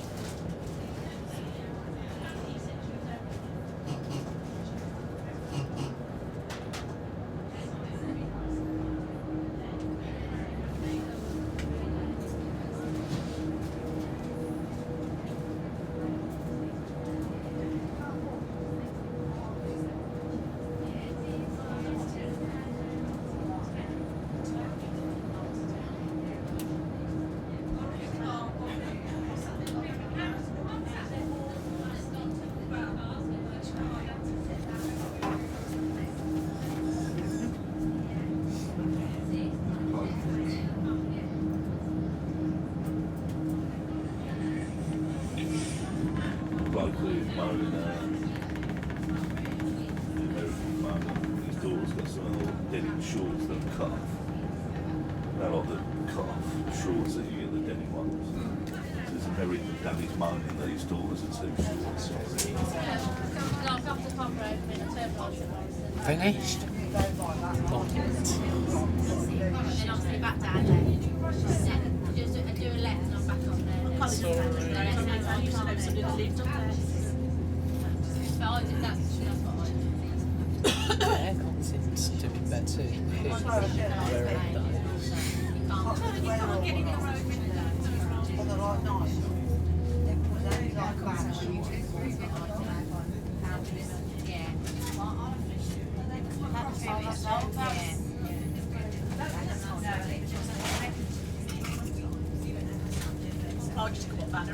We're now approaching a corkscrew.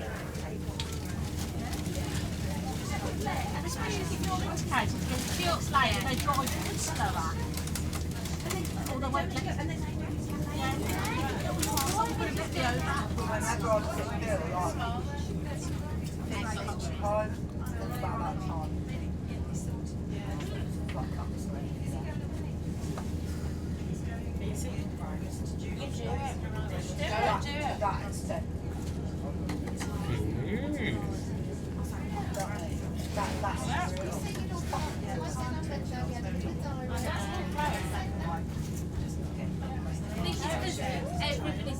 Right, I just realised I've recorded some weird talking sound of me into this video, so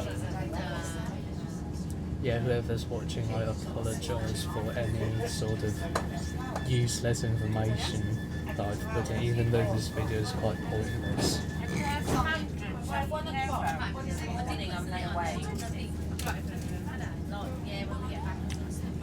Would you like being? I know it's a physical something that's different, it's a different. It's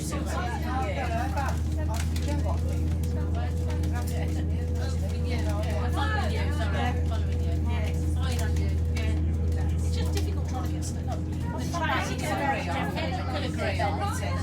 It's just hard trying to make it as well. It's difficult. It is different. I think when they're little, you worry about if they're breathing and I don't do that.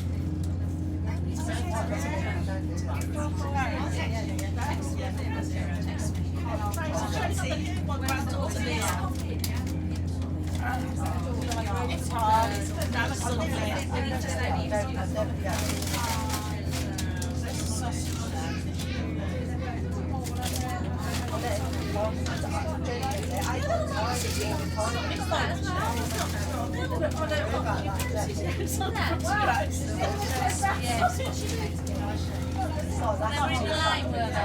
Actually, I just realised that your reflection is in here.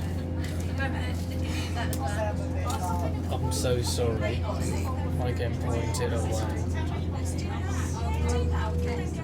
Because it used to be called cobwebs, but they've changed the name. She said she didn't want it to be called cobwebs. Send that to me, please. Shropshire's comes under that. Dankeschön.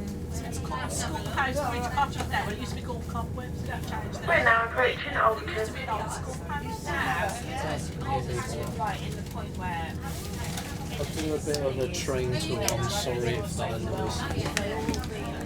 Just sit here and do nothing.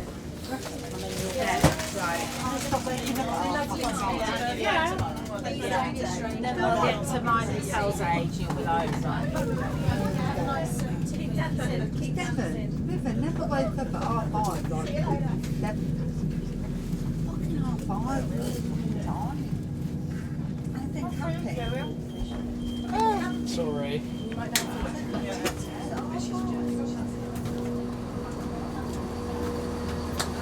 I don't yell. Sorry. Thank you.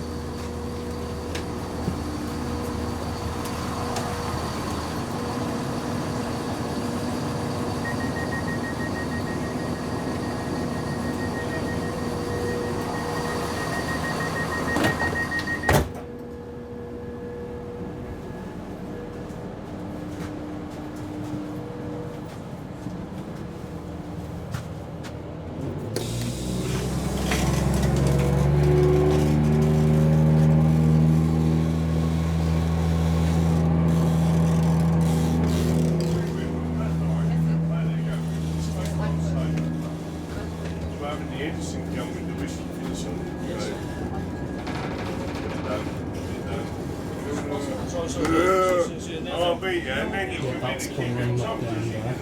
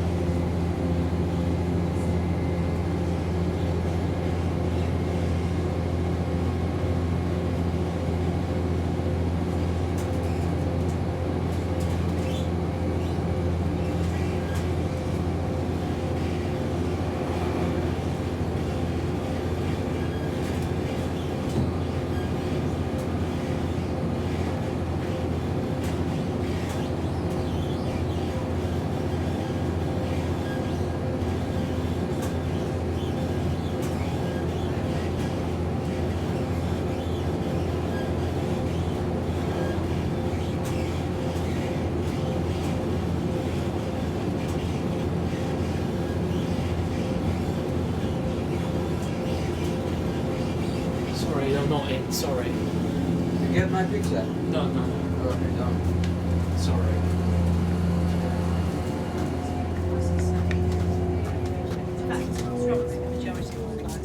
we very much didn't commit to this morning. You don't need to sit down, we're getting off night now. We're now approaching Solihull. Until this stops. This train must be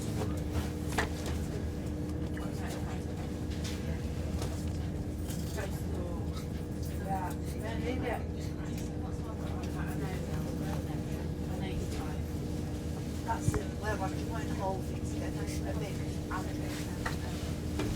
Why is it different then? Venom, you know, why it's What?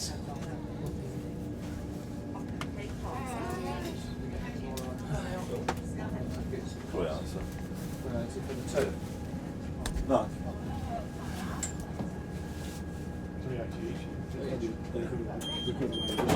So that's all it's cost us all day though.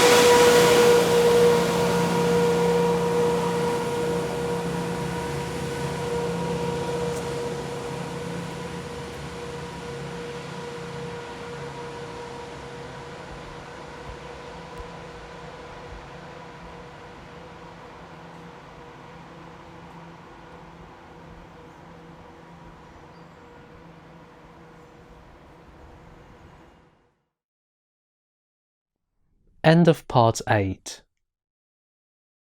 Part 9. Ride on West Midlands Railway Class 172 Bombardier Turbo Star from Solihull to Birmingham Moor Street. And trains at Birmingham Moor Street. Yeah, the benches say GWR on the side, which stands for Great Western Railway. It's not the first Great Western, it's the Great Western Railway before the railway was nationalised, which was the company that used to run on this line.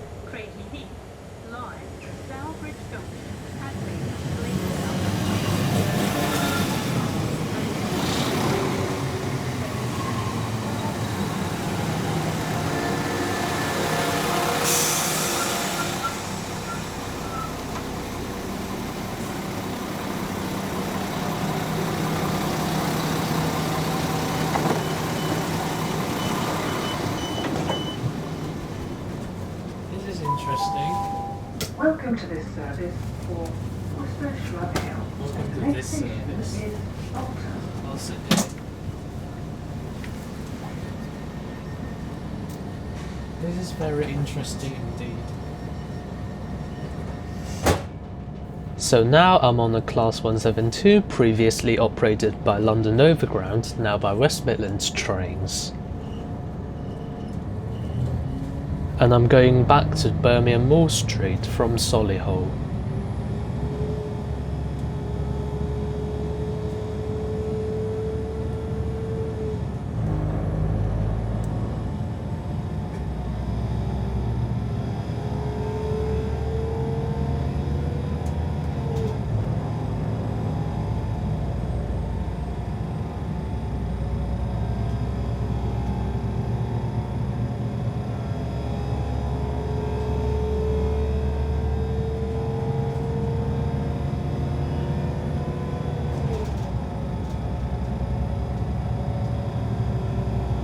This is the British Rail Class 172. It is also of the Bombardier Turbo Star family, but it was introduced after Bombardier took over at Trans, therefore at Trans didn't make any of these. The Class 172 is a diesel mechanical multiple unit.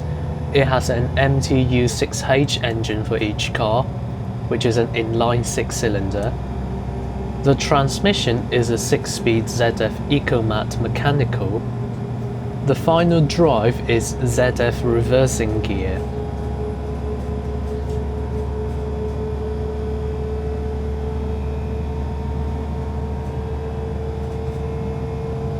Compared to the other Turbo Stars, the Class 172 is lighter because they use lighter bogies. It also has mechanical transmissions, whereas the others have hydraulic.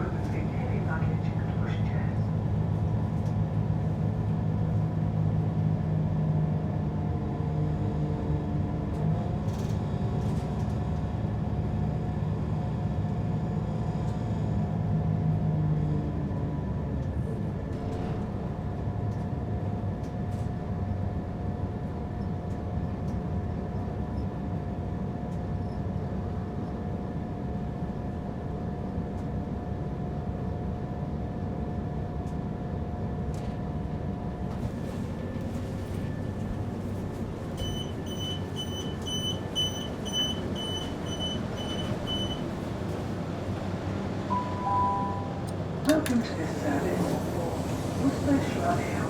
The next station is Acox Green. There you go, I'm showing you the toilet again, but I won't be testing it in this video. Just showing you.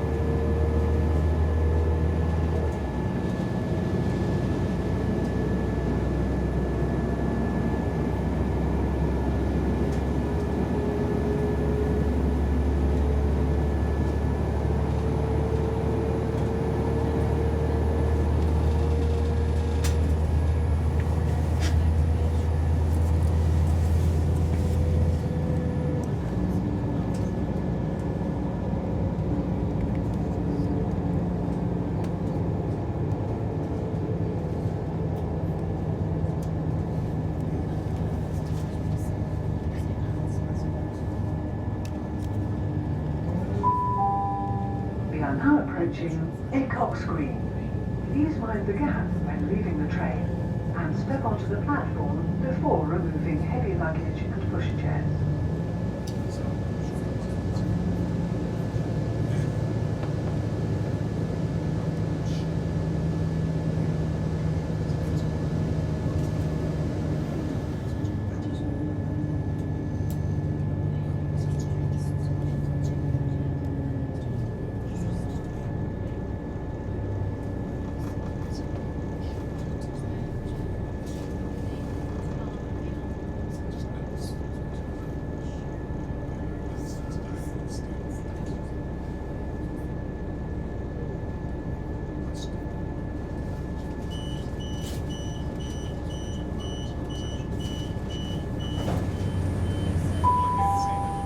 Welcome to this service for Worcester Shrub Hill. The next station is Birmingham Moor Street.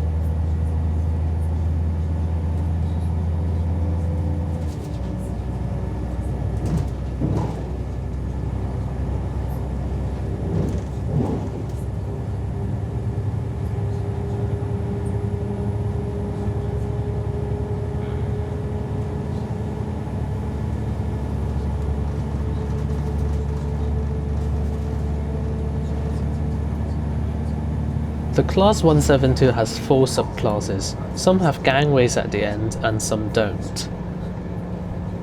The Class 172/0, which is what this is, has 2 cars and no gangways at the ends. They were originally ordered by London Overground, but now transferred to West Midlands trains. The Class 172/1 has 2 cars and no gangways at the ends. They're operated by Chiltern Railways. The Class 172/2 has 2 cars, and the Class 172/3 has 3 cars. Both have gangways at the ends, and they're both operated by West Midlands trains.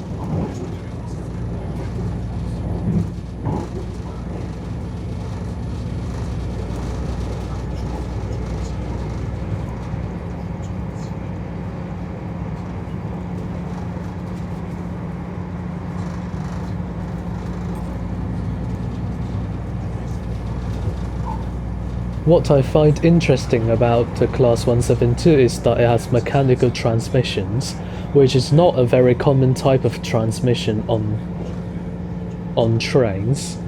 A mechanical transmission is basically the railway term for a gearbox, which I presume is a good thing because there are probably other boxes of gears that aren't type of a transmission, that aren't part of a transmission.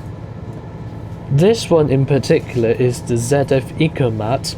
It was designed for the intention of use on buses. It's available in 4, 5 or 6 speed. It uses epicyclic gearing or planetary gears, which is basically an automatic gearbox.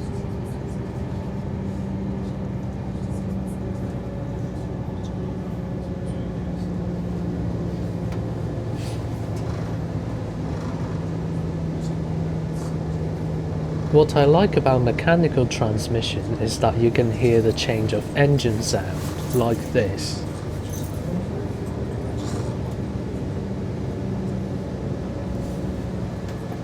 Whereas on the hydraulic transmission, it's got only 2 stages and it's more or less constant, or not. But it's less interesting than the mechanical transmission in terms of sound. But of course, mechanical transmission is not as smooth as hydraulic or electric. We are now approaching Birmingham Street. Please mind the gap when leaving the train and step onto the platform before removing heavy luggage and pushchairs.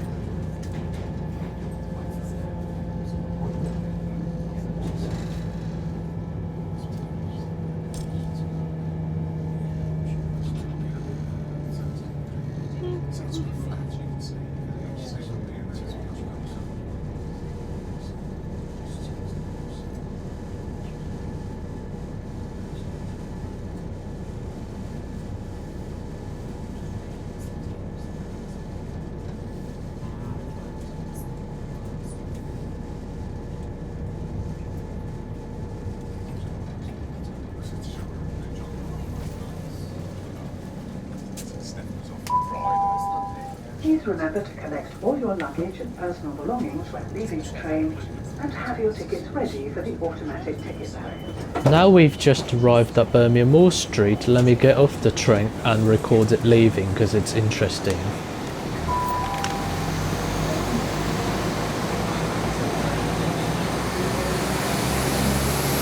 There's another Class 172 leaving.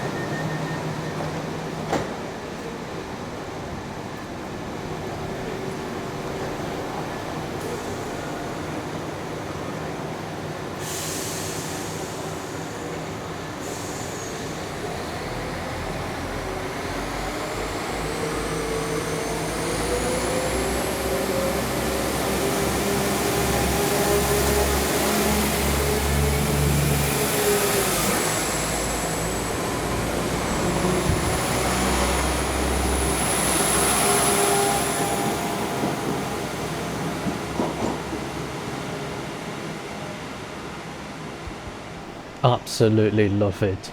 Bye!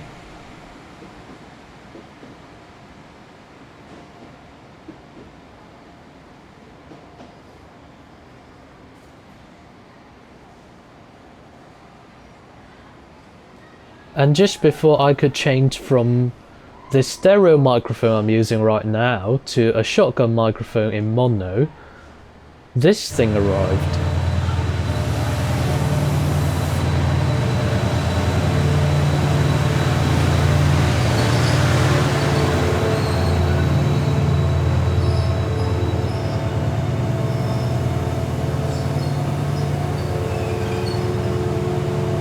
You can hear the motor sound, which is certainly interesting, and I also checked it is the same fleet number as the one I took from London Marylebone.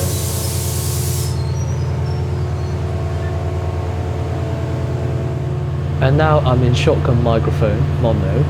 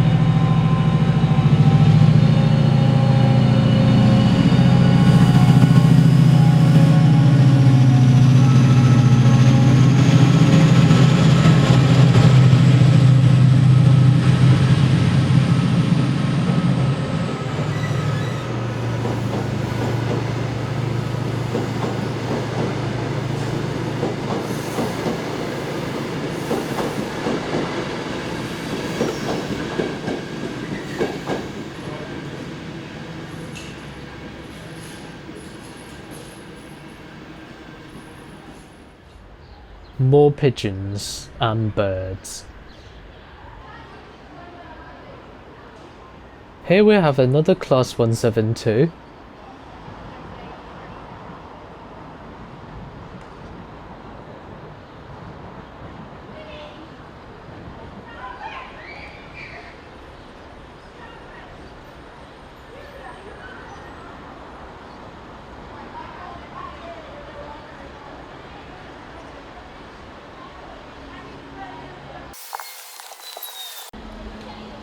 Gentlemen, this is a security announcement. Please ensure that you keep your luggage and personal belongings with you at all times. Unattended luggage may cause a security alert and Croydon Thameslink delays to your journey. Passengers are reminded that Spainland is not included anywhere in this station, and this is the secrets. Thank you.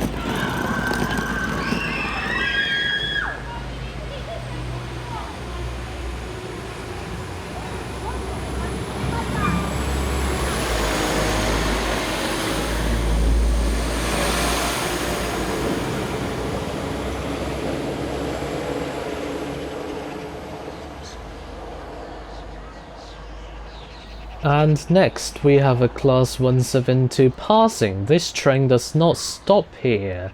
It is going back to depot. This is the last bit of this video. Thank you very much for watching.